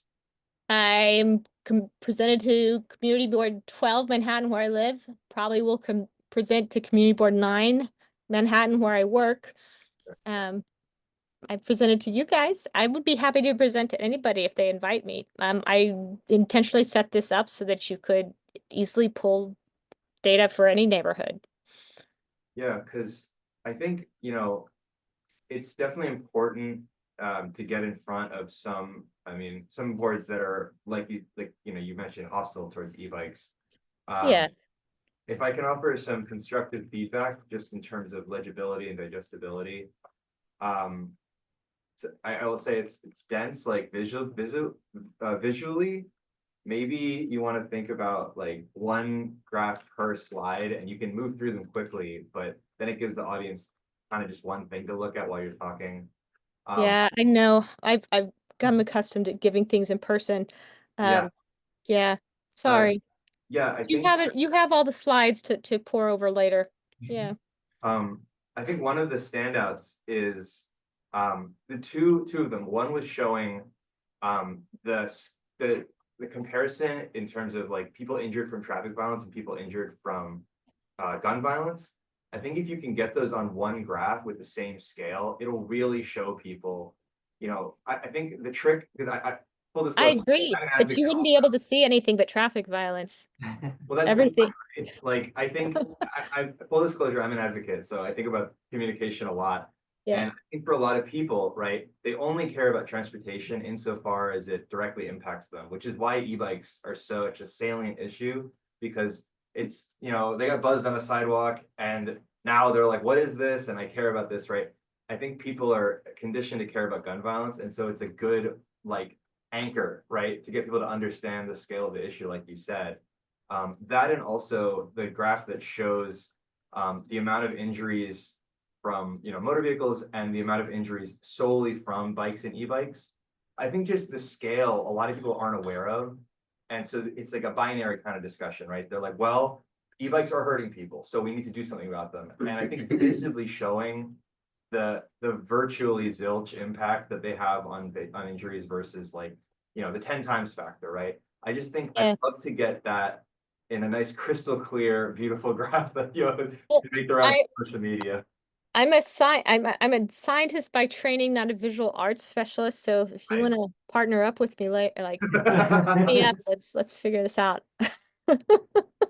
Yeah, thanks for doing God's work. Thank you. Any other questions? Yeah. You said that you had statistics on bike accidents or bike fatalities. I'm wondering how valid a lot of them are, because in many cases, and I've seen this happen, bikes take off after the accident. So I don't think that the statistics that you may have are showing what happens to the people that are left behind after the bike takes off. So you're right that after a lot of crashes, the vehicles that caused the crash do take off. I don't think that's something unique to cyclists, though. I have friends and who are also had the same thing happen to them with cars. What does happen though is when you report as the victim of that traffic violence, what happened to you to the police, it's recorded. So that's even, you know, even if it's a minor incident, like standing in the line, making that report, it's worthwhile. So I don't think that definitely if someone runs away from whatever they the violence they caused, it can still be recorded if it is reported. I do think, however, that the smallest of incidences, like the chances are that someone has like a negligible injury for a bike versus person, that's probably happens more often than a negligible injury when it's car versus person. So probably more of those incidences are recorded. So they're the smallest incidences, they probably do go underreported, but I don't really know how to get around those. But you know, knocking into people where no one's really injured, maybe there are worse things. I think that maybe you are minimizing Oh no. the kinds of injuries that people do get being hit by a bike. I know this personally. Absolutely, you should go every time you get hit by a bike, and you should absolutely report that. Make sure you do. because if you don't report it, then it's not recorded. So absolutely, I strongly encourage you to report every incident. That's all well and good, but people usually don't record getting hit by a bicycle. They don't. And then that, to me, skews the data. Because yes, the injuries are much more extensive when getting hit by a car because of the weight. But in many cases, it doesn't stop the injury and the aftermath of the injury when getting hit by a bicycle or an e-bike that just can take off very easily.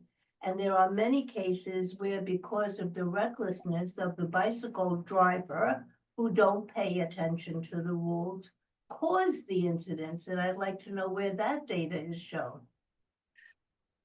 So when you report an incident, regardless of the person who caused it, whether they stop or not, you should report that incident. I would think that, if it was so minor that no one was hurt, that maybe it doesn't get reported. But you could envision ways to do a study to figure out like how the fraction of underreported, and it probably has something to do with the speed of the collision. And you could almost certainly work out a regression and figure that out. I mean, I would be happy to develop such a thing if you wanted to talk more about it. I imagine that most of the bike versus pedestrian instances, they're probably traveling, I would guess, 8 to 10 miles per hour. So you could certainly do a regression of injury severity based on speed and mass of the vehicles or the Maximum speed of an e-bike. You could certainly do that. You can do a regression analysis and figure that out, I'm sure. But we can talk offline maybe. Yeah, just one last question there, Patricia. What is the maximum speed of an e-bike? So in New York City, we have e-bike classes. One of those slides had the different classes of e-bike. So the one class of e-bike can go, it's a pedal assist, and those generally max out at 20 miles per hour. There's another class of e-bike, class 3 e-bike. Those have throttle buttons, and those max out at, I believe, 27 or 28 miles per hour. That's on that DOT chart. Like we can just slide back here and see exactly what it is. Tell me who has And the that's just okay. So sorry, class 3 e-bikes, DOT says they max out at 25 miles per hour, and class 2 e-bikes max out at 20 miles per hour. The mopeds are different. Those are the ones they tend to be more like the old Vespas. Those have different classes. The class C is 20 miles per hour, class B is 30 miles per hour, and class A is 40 miles per hour. Those mopeds, by the way, do require a license. Which is very fast. Could you tell me who has the right of way, a pedestrian or a bike? Pedestrians always have the right of way. Of Okay. course. Thank you. So I wonder why so many get hit by bikes, but okay. I mean, statistically, not so many do actually. I perhaps at these super low speeds, more things like brushes happen, but I think Patricia makes the case that a lot of people feel, which is something that you said in the presentation, that bikes are startling. I don't appreciate getting startled by bikes myself. I don't like getting startled by bikes. I think that creating spaces on the streets, perhaps where the cars are parked, would be a better place for the bikes to be, as long as it's hardened, because people riding on bikes don't want to get killed commuting to work any more than people walking on foot want to get killed. And the chances of a 50-pound bike versus a pedestrian killing someone going under 10 miles per hour are pretty low, versus like a 50-pound bike versus a 5,000-pound car going 30 miles per hour on the street. Chances of someone getting grievously injured are much higher. So I think that having a sound so that no one gets startled, and dedicated spaces for different modes of travel are the way that we're going to avoid conflicts and get everyone to work and around safely. Thank you very much. And I think that's our goal and my own personal goal on this committee, which is to reduce conflict between all the different classes of people, pedestrians, cyclists, cars and trucks, trains, to find street safety everywhere to make sure that we know who's coming, we see who's coming. The streets are designed for safety. And that's what I think that we need to advocate for. And I appreciate the data here, Corey. Yeah, I do think though that Patricia raises an interesting point. If there is a perception for, people that are involved in a bike and pedestrian crash that they're not eligible to report that crash, maybe that's something that, we could do public awareness around, right? To let everyone know, if you're in a crash, whether it's a vehicle or a bike, or even you run into someone jogging, right? That everyone's empowered to make a report to the police, right? So we have good data, and that helps us actually have the right amount of data. But I do agree, I think we need to work with the data we have, right? And what it does show is that the amount of injuries from motor vehicles is like tenfold higher than the amount of injuries between pedestrians and bikes. That's where a lot of our focus is. Thank you. Roz? Roz, you're muted. Thank you. Yeah, one of the things that also a pedal e-bike rider, and as an old lady, it makes a huge difference in my mobility. And there are the class 3 e-bikes. I've changed my thinking a little bit because many of them go super fast. And when I say that, mine tops out at about 18 miles an hour. It does have a throttle. I don't think the throttle is necessarily the issue, but the speed, of course, is, and the weight. The thing that we have to, first of all, distinguish those mopeds as they are the ones that don't have operable pedals. You will know immediately. The police can easily enforce rules that apply to them because the pedals are not operable. But I think what I've noticed as an e-bike rider with the class 3 bikes is although they have operable pedals, they are not being operated. And so you see the people kind of going along and it's all in the throttle that they're using to control the speed, and they go a lot faster. I think that might be a subtlety, but this class 3 bikes are problematic because of their increased speed. The other thing basically sort of two other things related is it is the issue of accountability, and vehicles that have plates that can be captured by cameras and so on, and people are entitled to that. And so but I don't recommend licenses for all bikes, certainly not even the class 2 e-bikes or class 1. But it used to be that commercial bikers would be riding with, they had to have vests with a number associated either with the business or whatever. That's gone by the by, and I think that's because they are now working for DoorDash or whoever.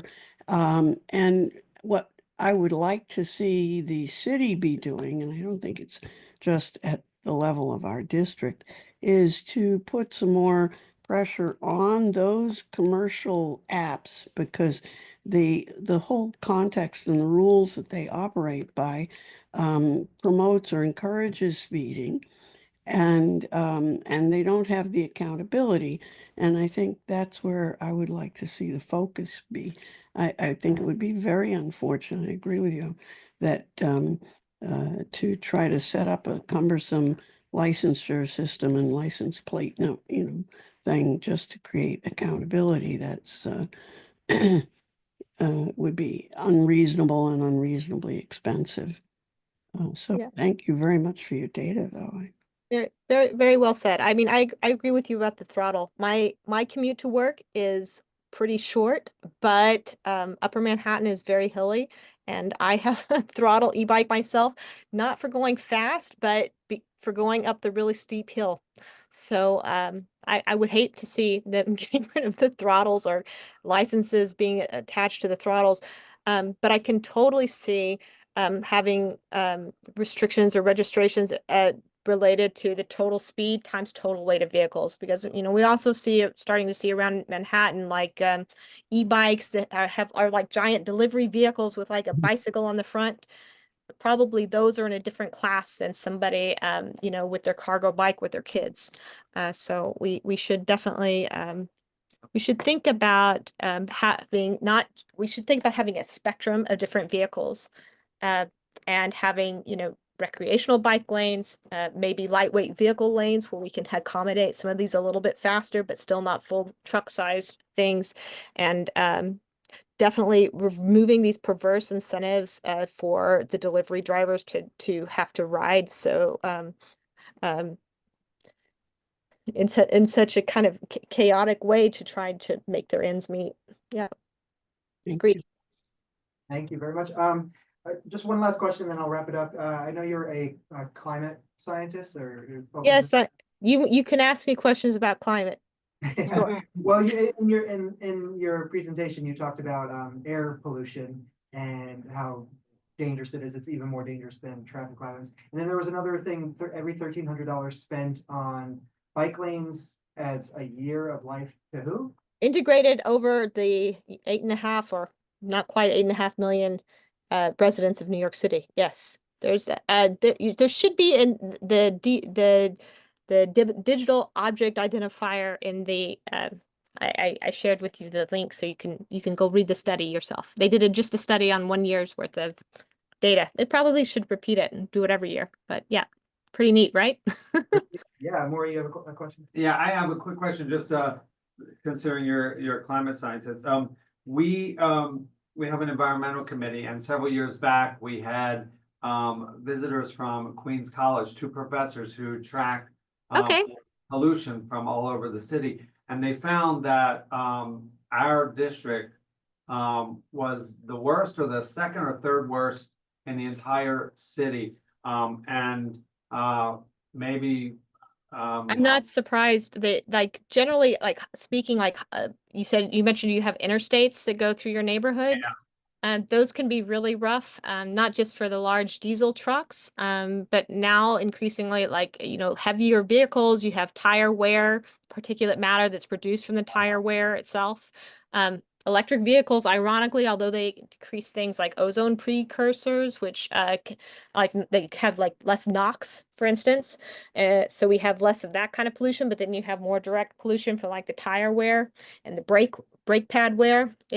Yeah, I'm not surprised. But I Maybe might we know can the folks connect- that you're talking about at Queens College. well, maybe we could connect you with the environmental committee, and maybe you could do a Sure. similar thing for them for Great. Love to. what you did today with open data. Love to. Thank you. Yeah, thank you so much. Thank you. I really appreciate you coming. Thank you. All right, and the you data viz person back in there, you got to look me up because you're gonna hook me up. Yeah.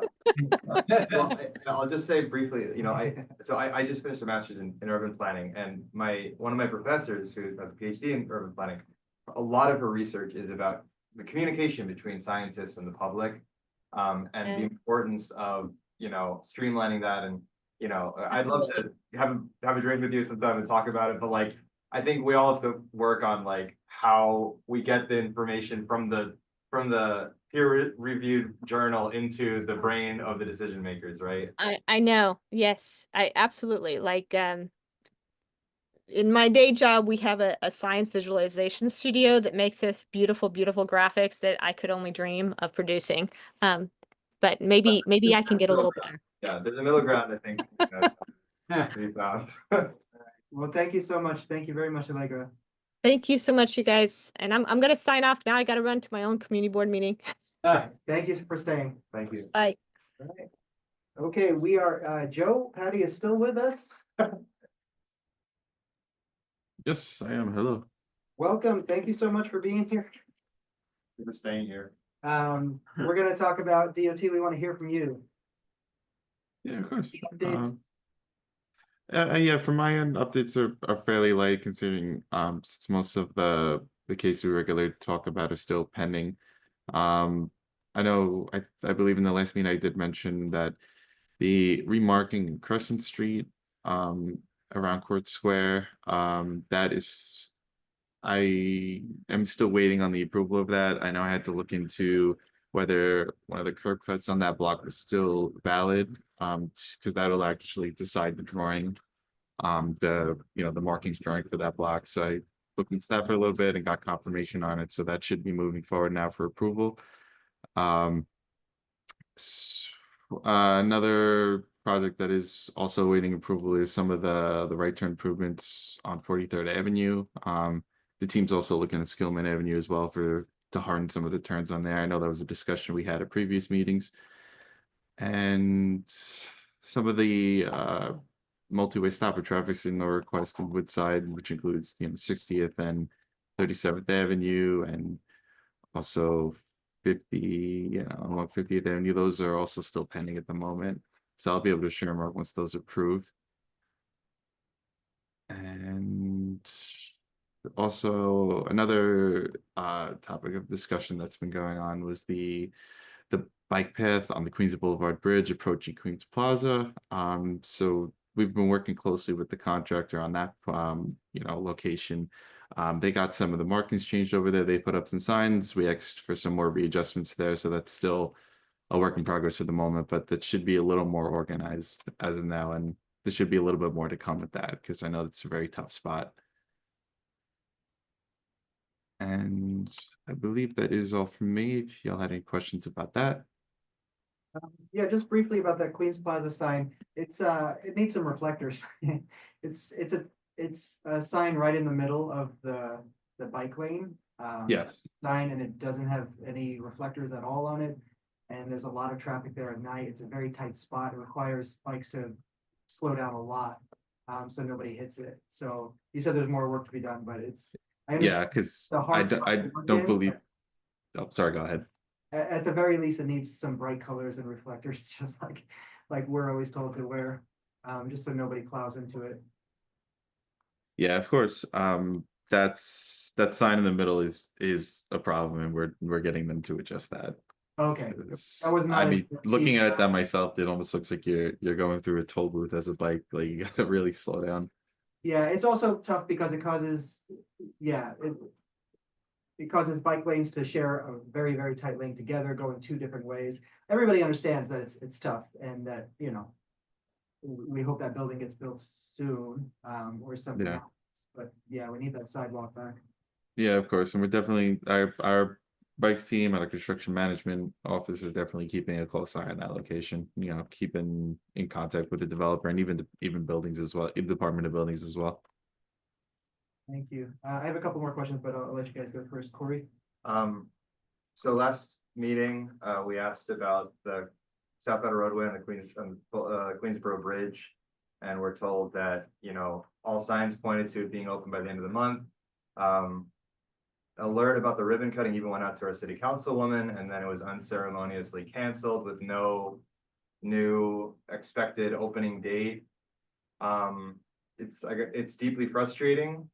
I'm curious, what the delay was, and what the expected opening date would be. Yeah, of course. I mean, I share your frustration with that too. From what I understand, the opening is imminent. We're just still waiting on an update from that. I'm honestly still waiting to hear any kind of solid date or the plan moving forward, but it's once second I learn, I'll be able to share with the board. Is there anything we can do as a board to escalate this? I mean, it's obviously not Joe's fault. It's like, what can we do? I mean, this is really a failure of government, I feel. Just pure the ability of the office to complete projects on a timeline and have the public, in the loop, right? Sure. Yeah. So what options do we have? I think a motion could be made to send out a message to all elected officials, including the mayor, that this needs to open immediately. Okay. We'll make that a new business? Yeah. Okay. Just on that same thing on the South Outer Roadway, there were plans to do more capital improvements down there. The landing, is that still on schedule? Yeah, that is still expected to happen along with the opening of the roadway. I would expect that to happen this year now that the weather's getting a little better, and I would expect it to happen in coordination, to happen sometime after the opening of the roadway, because from what I understand, the South Outer Roadway will open, and then there will be some work commencing after that on both sides of the bridge. For the pedestrian improvements there. And just to clarify, I saw a flyer that showed which lanes of the bridge were closing. Is this because the construction continues? There's different closures at different times of the day. Yeah, from what I understand, the bulk of the construction is complete, like the actual replacement of the deck is complete. And the work that's happening now is essentially the checklist items to, you know, review the work, but the closures are to actually are happening on the lower level to kind of remove the, I guess, the shielding that's been on the roof of the lower level. You know, some of the construction walkways that were up there.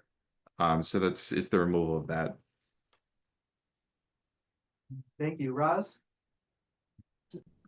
Well, yeah, two things, green asphalt and 12-hour parking. So these are repeats, but I'd like some follow-up if it's possible. Is anything happening with the pollution going into Blissville from the green asphalt plant down there?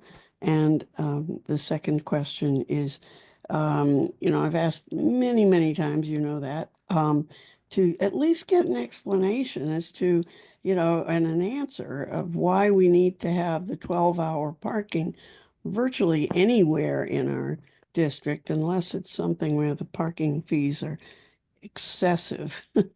But, you know, we need, if people are going to park on the streets, it's not something that they can do for long periods of time. Yeah, of course. I know I can definitely check in on what the some of the modifications that green asphalts have to do to their structures there. I'm not aware of where they're at exactly right now, but I can definitely check in on that to see what's going on with our teams with that. And as far as the parking regulations, from what I understand, they're, you know, meter parking regulations are usually dependent on kind of the surrounding land use. So I can get, you know, I can help check in with the team to get a more, you know, thorough explanation for that. I mean, those long times encourages people to come in, drive into our community, and we've got great public transit. We'd like them to come in without driving. And you know, that's part of the thinking, at least. Of course. And just on green asphalt, has DOT resumed working with green asphalt, or is that still halted? I mean, right now we wouldn't be in the season to work with them, but I can check to see what's the status of that. Because honestly, the Queens Commissioner sent a letter that was a little unclear about whether they would stop working with green asphalt. I think there was one word where it could have gone either way. So I just want some clarity on whether they've actually stopped, because we still hear reports from several different associations and residents of Blissville that they're getting a lot of air pollution there. Understood. I can get confirmation for that. Thank you, Patricia.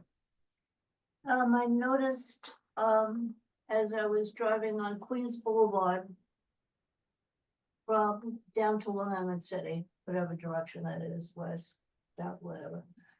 Queens Boulevard from Skillman Avenue. On the way past the upper level, there are no lane lines. And there's a lot of, it's only on the side of the street where the upper level entrance is. And there's construction there, so it's very difficult to figure out where you are driving. So from Skillman Avenue all the way down and around to Jackson, you could check out, there's no line. So on the bridge over the Sunnyside Yards?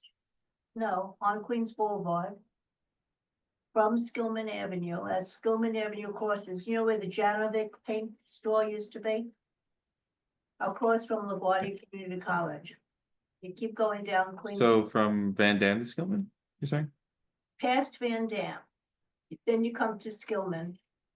As it goes across to where the back of Janovic paint store was Skillman Avenue.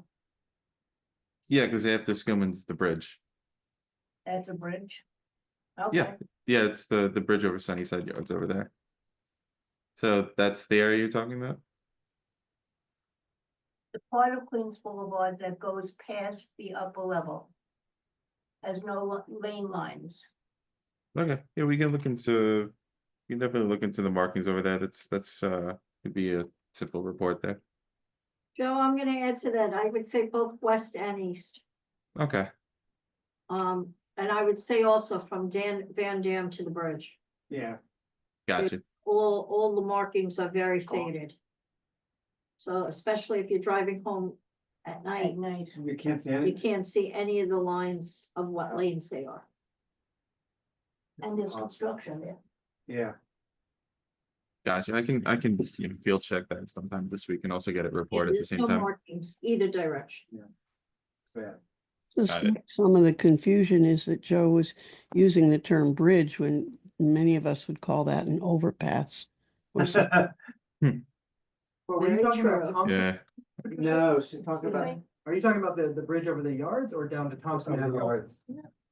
See it as a bridge over. I know, the but yard. I didn't either. Queens No, Boulevard I'm on proper, yeah. I would start calling it the Sunnyside Bridge, because it's not, it You're saying doesn't feel Queens like. a bridge. Boulevard, but that's the Sunnyside Bridge. It's on Queens Boulevard, Are you but when talking you about look down, Thompson?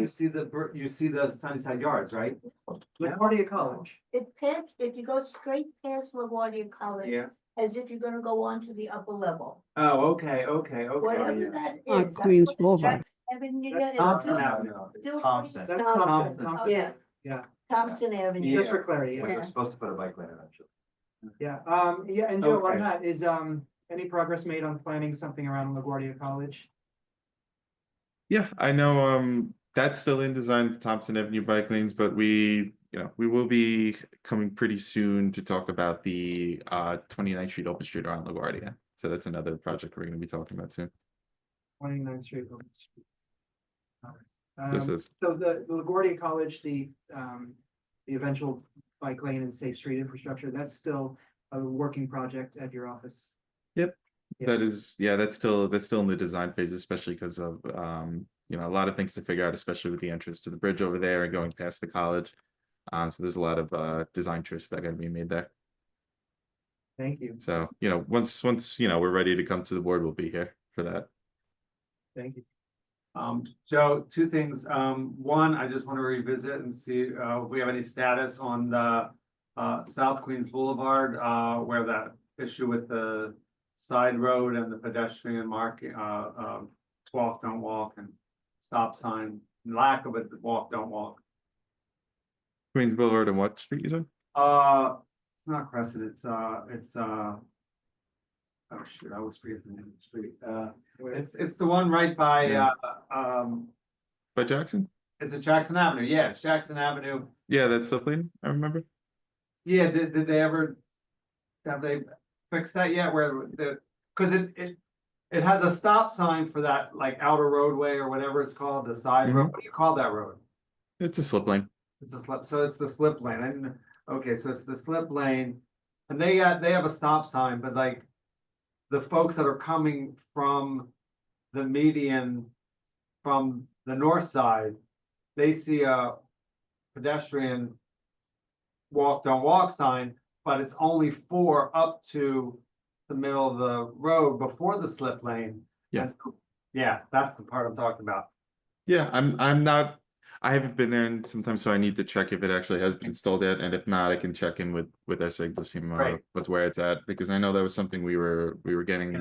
we were talking with them about last year, Yeah. so.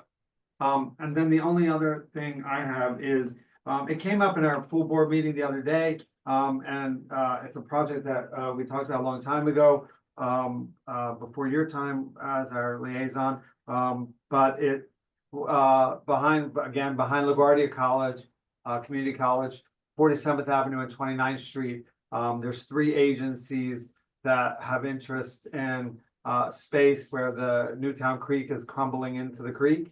And I think it was our fellow board member Sheila Lewandowski who reminded us at the full board meeting the other day that you know, there's a whole bunch of issues there and they were supposed to be looked at. And part of the problem is there's a cement manufacturing company that has encroached into the publicly owned space and land. And they've kind of, I don't know if they've taken you know, if they, seems like nobody has made an agreement with them. There's no legal contract. But there's this talk about fixing that and actually beautifying it and maybe turning it. So I just want to put that on your radar because it was something that used to be on the list, and I don't know if it's still on the list.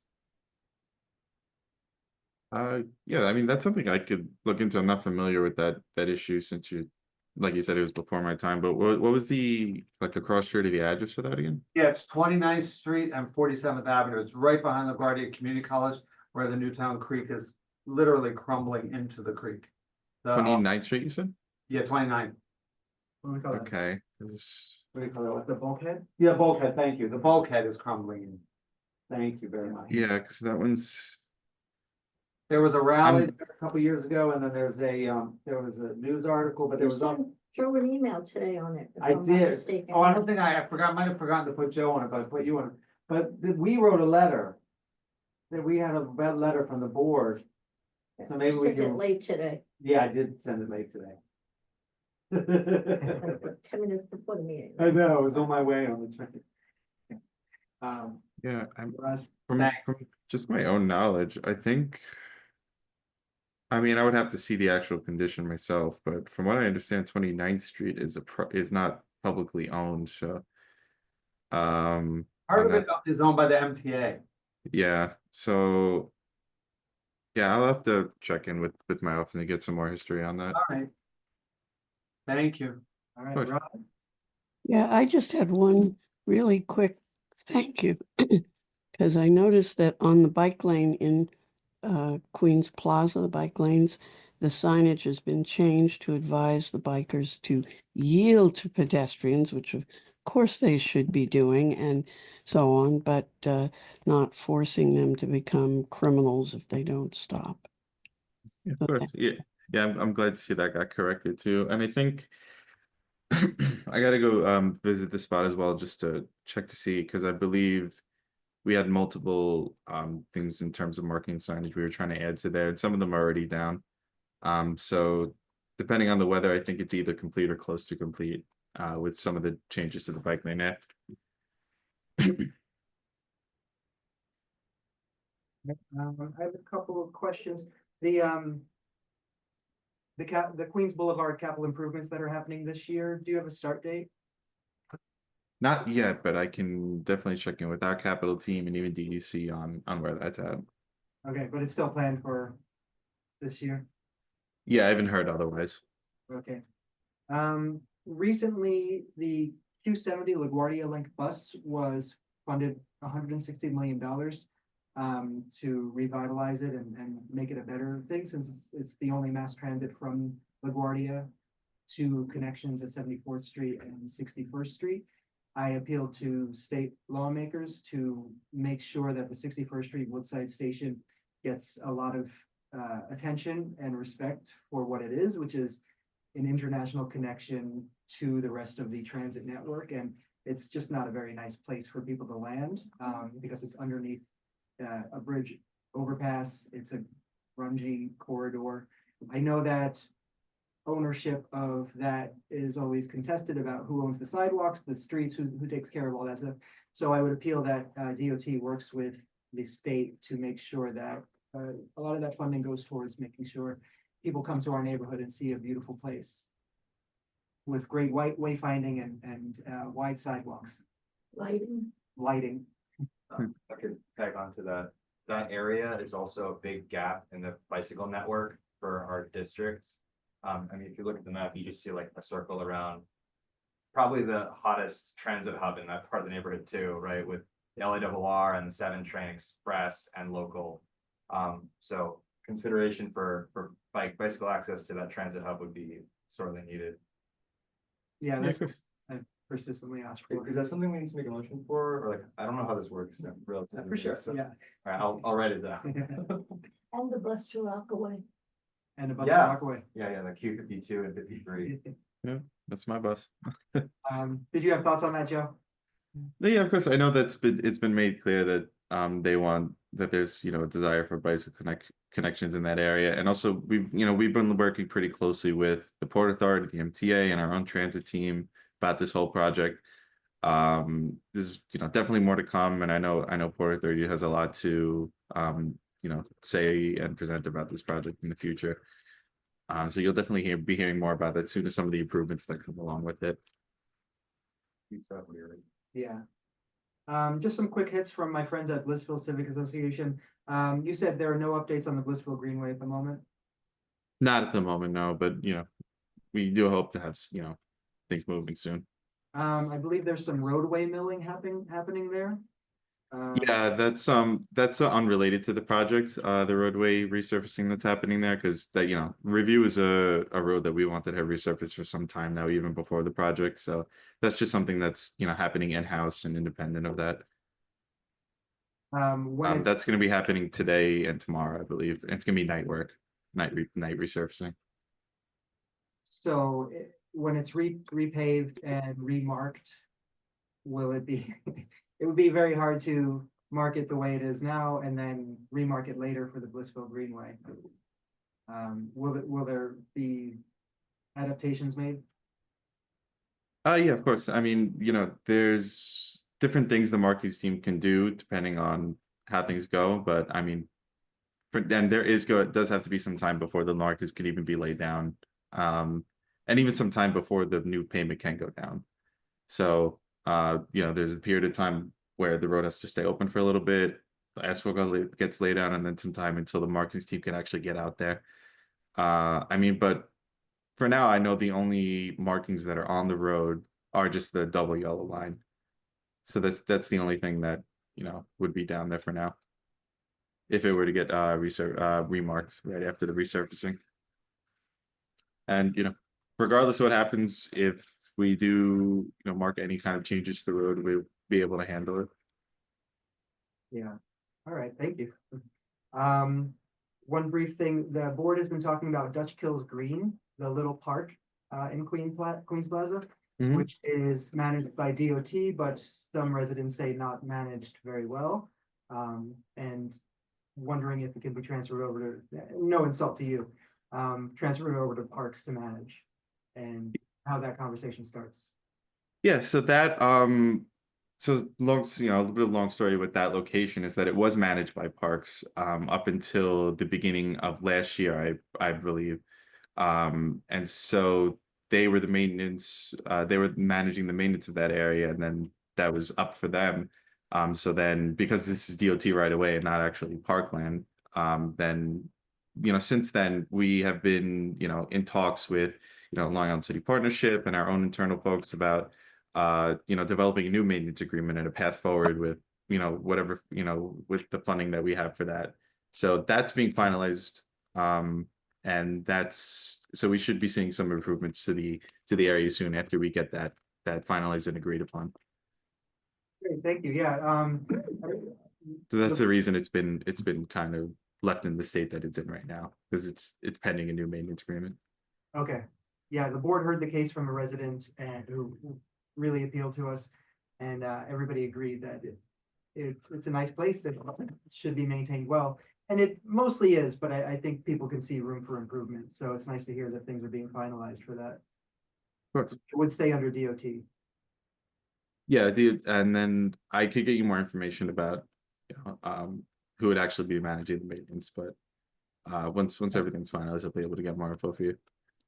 Okay, I'll keep it on the agenda. And that's it. Roz? Yeah, thank you. Again, a small point. On 39th Road, you took a look at it, and we were concerned because it's a two-way street, but there's no marking or indication to vehicles at either end, and it's a very short, and one end is Woodside Ave and the other is 52nd Street. So people turning from those roads, either from Woodside Ave onto 39th Road, or from 52nd Street onto 39th Road, frequently find themselves, whoops, suddenly there's another car there, and the person in the car coming the other way doesn't realize and hasn't necessarily kept to the side. Can you envision any other treatments if a simple yellow line down the middle isn't allowed or possible to resolve that conflict? Yeah, that's definitely an area we're gonna have to kind of look at and think of other solutions, because I know, especially at the corner of Woodside, at Woodside and 39, a lot of the corners there are already daylit. So that would have been one of my suggestions. So I mean, that's definitely a conversation we can keep having. If if the board has any direct acts for that, that's an area I'd have to speak with my office about more too, because it's a little difficult considering we tried several things and they're not exactly sticking. Maybe the daylighting could be hardened so that, because that's, I mean, if it were really daylit, it would be fine. But it isn't. And when you turn from 52nd Street, there, I believe it's no standing on the south side, because what happens is you come up 52nd and there's another car there and you need to go kind Yeah. of around it. And so we don't want any obstacles there, but any way we can of Yeah, because the turning radius is there now because Yeah. of those signs, but Yep. it's just yeah, we can possibly look into daylighting the south side of the street, like if you're turning off of Woodside, just to keep the mouth of the street a little more open and visible. So that could be something we can look into as well. Oh, Raj, you're muted. Sorry, on the north side of that intersection, on the north side of 39th Road, having the same, I mean, allowing for a turning radius and increased turning radius there, right? The same as coming the other way. Yeah, I'd have to just look at the intersection real quick again, but from what I understand, I think the north side of 39th at Woodside has that no standing zone. It might, I don't know for sure.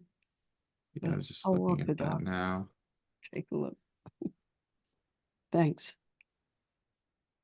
So just quickly on the topic of parking daylighting, the left turn off of the Skillman Avenue protected bike lane at 42nd Street, right by the park.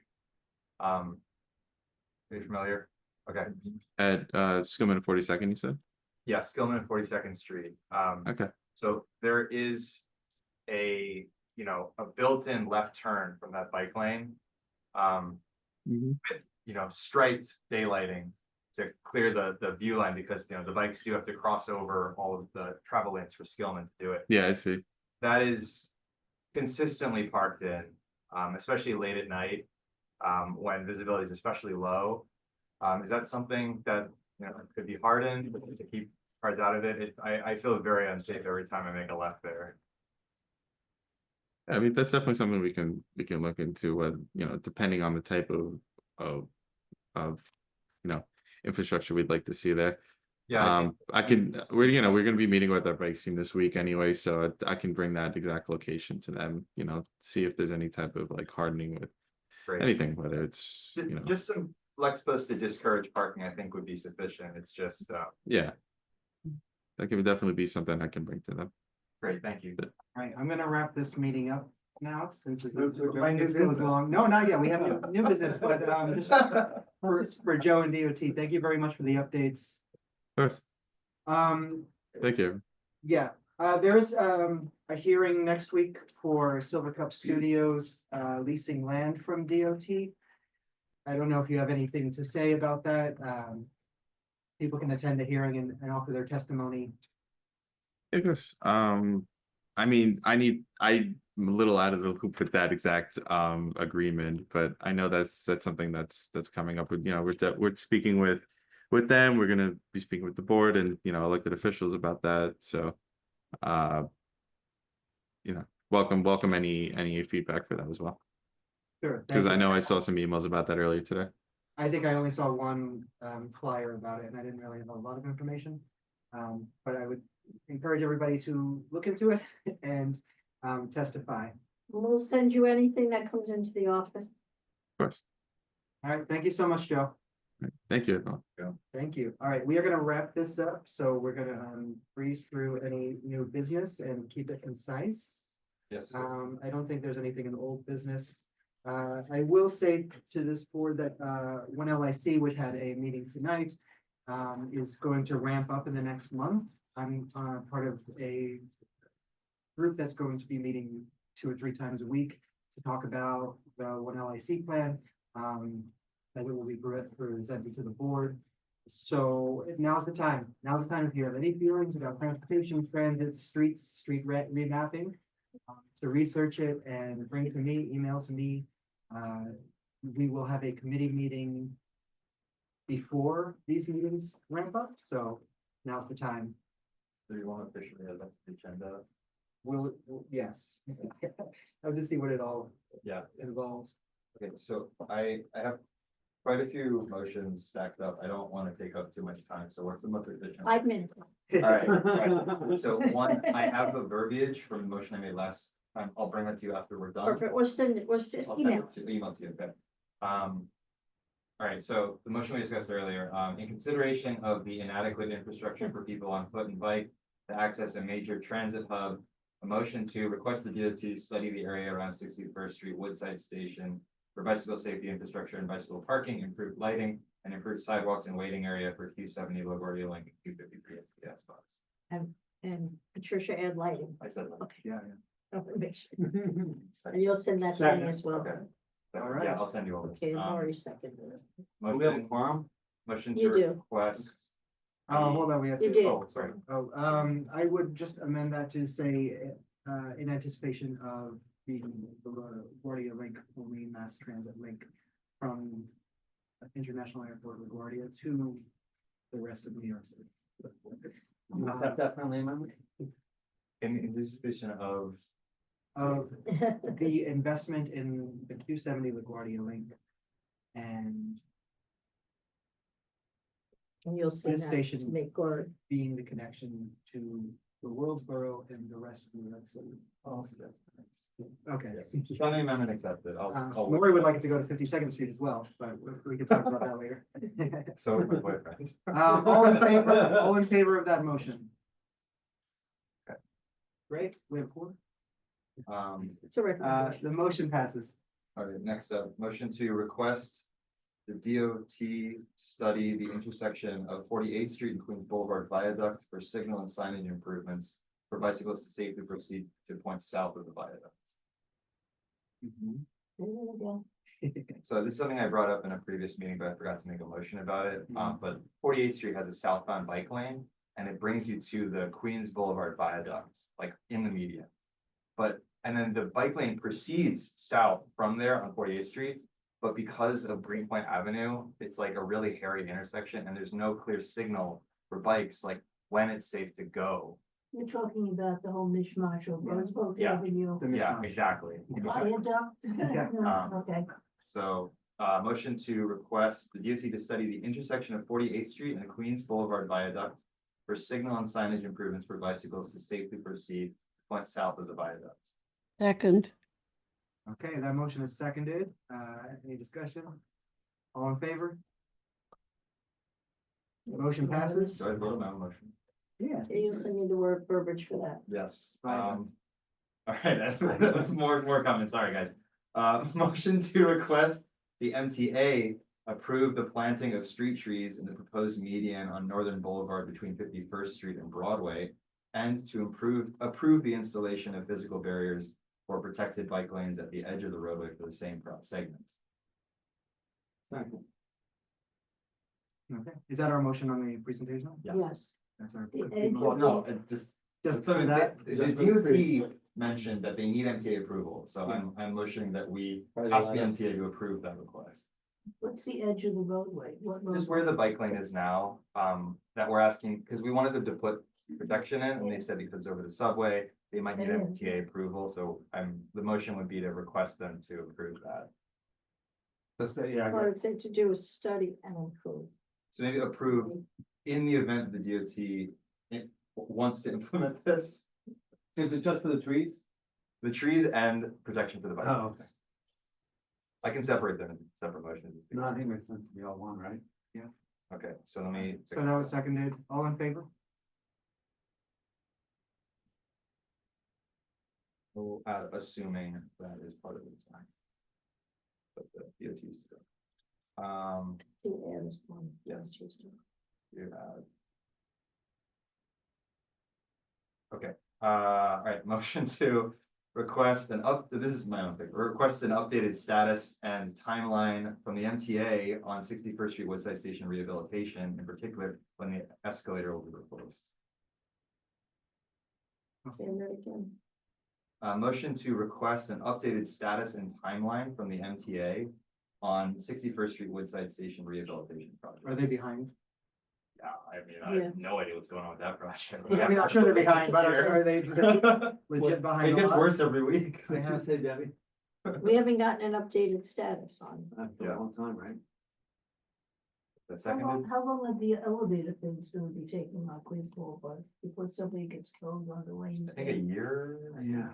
That's, yeah, exactly. It's so dangerous. And it goes like. So Let me see the last update I had. I can blind spot. wait on this one Where till they next block month. the roadway and people walk out. Um, Then everybody double parks on the lane. So my last update from them was Actually, 61st that's Street been Express corrected, track yeah. would be done Q2 2025. Okay, The so we're not there actual- yet, okay. The actual start was June 2023. Yeah, so Okay. 61st Street, they said that's the key to everything else. Once that's done, then they can work on each individual. Okay, pieces. so I'll Right, fix but they it, haven't given us. So no, we Q2 can ask for an update. 2025 is what they said last time. which is not here. Not here yet, All right. Quarter what? Quarter two. Q2. So that's, we're in it now. Well. Yeah. Yeah. it's- I'll give them another Q2, 3 months. yeah. I'll give them another 3 months. Okay, so we don't Alright. have to do that motion Yeah, yet, but we'll keep correct. it in mind. Okay. You can just ask them for an update. Yeah, so, this is one. I don't need a motion to ask for an update. This is, one that came up, motion to send out a letter to all relevant electeds, including the mayor's office, emphasizing that the sudden delay to the opening of the Queensboro Bridge South Outer Roadway to pedestrians is unacceptable, and that it should be opened immediately to alleviate dangerous crowding conditions between bicycles and pedestrians on the north side. Seconded. Did they delay that because of the congestion pricing thing? Who knows? I'm trying to think. Actually, the mayor's The office reason for it. said that he wants to look at it and he doesn't feel like it was studied enough, its impact on traffic. Oh, even though really? It's years in the making and it has been studied. Yeah, it's a lot. Yeah, this is from his office, so. Yeah, I mean, they sent out an invite to the ribbon cutting to Julie Wan. And then we're like, actually, never mind. That's just not good governance. Yeah. So that was seconded. Yeah. And more. All right, discussion, all in No. favor?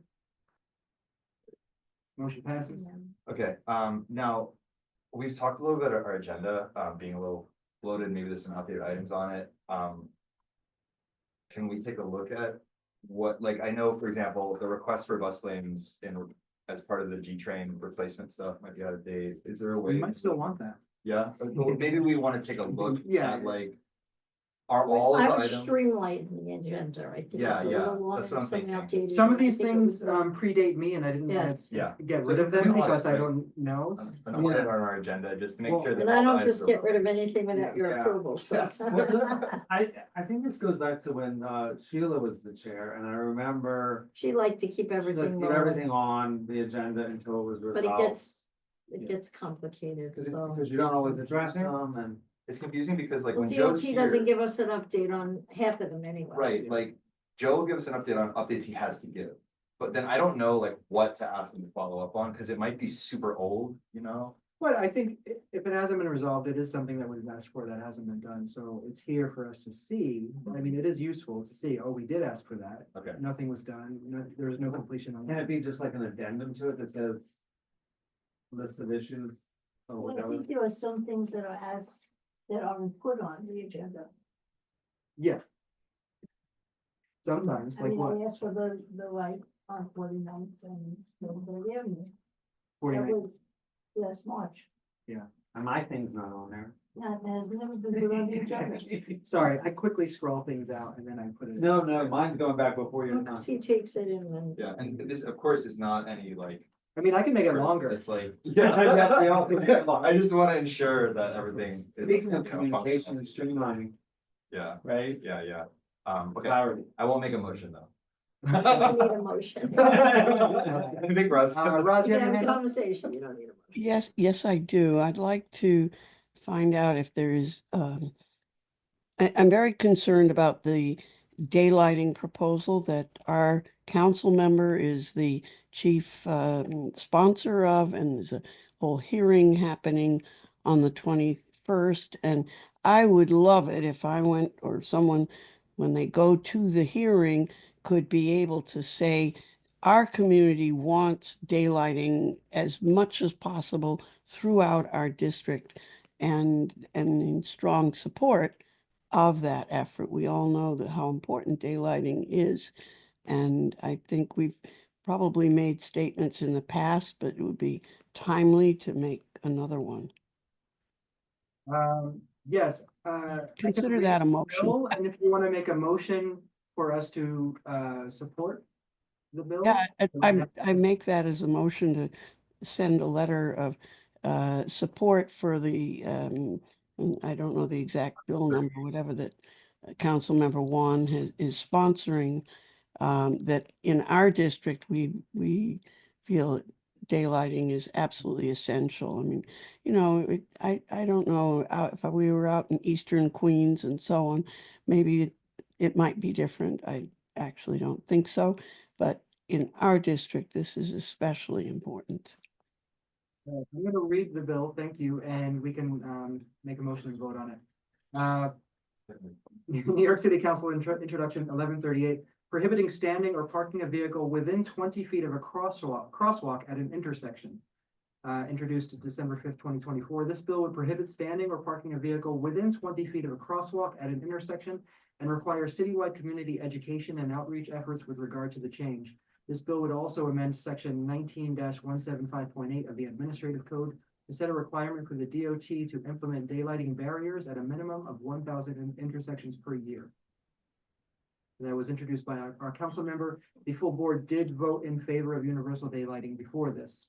But specifically about this bill, we haven't said anything yet. So Roz, do you make a motion to support this bill? Yes, I make a motion to support this bill enthusiastically. And seconded? Corey Seconded. seconded. Corey Yes. seconded, all right, I have a question. and discussion Does daylighting mean all four corners? means every intersection. Yeah, but Crosswalk. is it according to which directionality the course street is going? Or it's for everything. I don't even know if it is for every, I mean, from what Patricia is saying, it's I seem possible. to remember it's not all four corners. If you have a one-way street into a one-way says street, you may crosswalk. not need daylighting in all. So like a T intersection. So what if there's no crosswalk? This does not Then cover. it doesn't cover non-crosswalk. No, I'm saying if you're coming and the street goes this way. So then the daylighting should be here.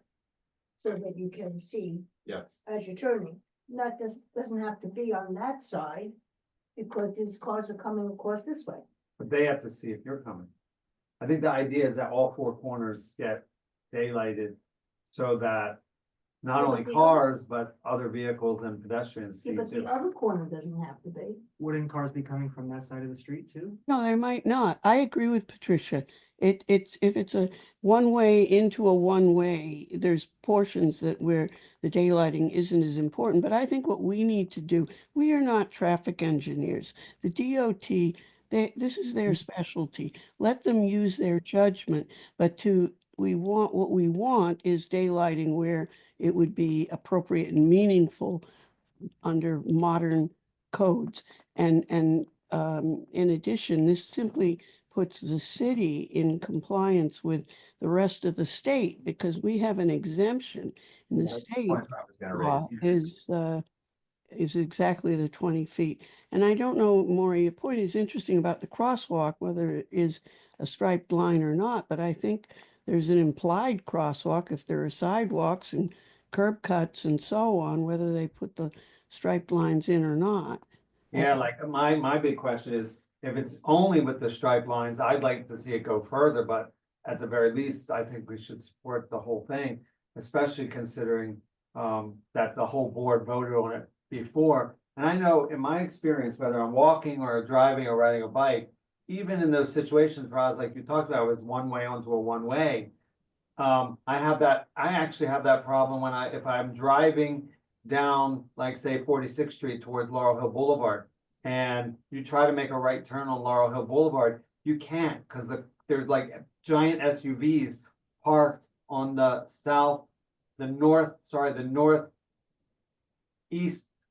I don't know what corner it is, but it's I can't see anything coming because the SUVs are so big. So even if it's a one-way onto a one-way, it blocks the vision. And God forbid, if it's someone coming down on a bike, you're never gonna see them. Yeah. No, and I think what basically my point would be that DOT are the engineers. All I was saying is it's possible that, you know, there might be some places where it's not as important, whatever. Yeah. Yeah, I think the key point Let's not is over specify. this bill is codifying the policy that we all approve. Yeah. And that policy is about bringing New York City in compliance with state law, which is safer, right? So I think, you know, if we approve the idea of daylighting, we should definitely support this bill, which codifies that. Yeah, technically, we probably don't even need a motion. We could just write a letter saying the board supported this in a full motion for full board. Right? Can we? Well, why not just make a motion? and have No, it? I think it makes sense. Motion, The specific you can- bill. Yeah. You can testify and Yeah. have the permission to do that. I so- agree. Yeah. In my discussion, I don't understand the four corners thing because can't people cross the street everywhere? There's no more illegal Because you can walk. jaywalking.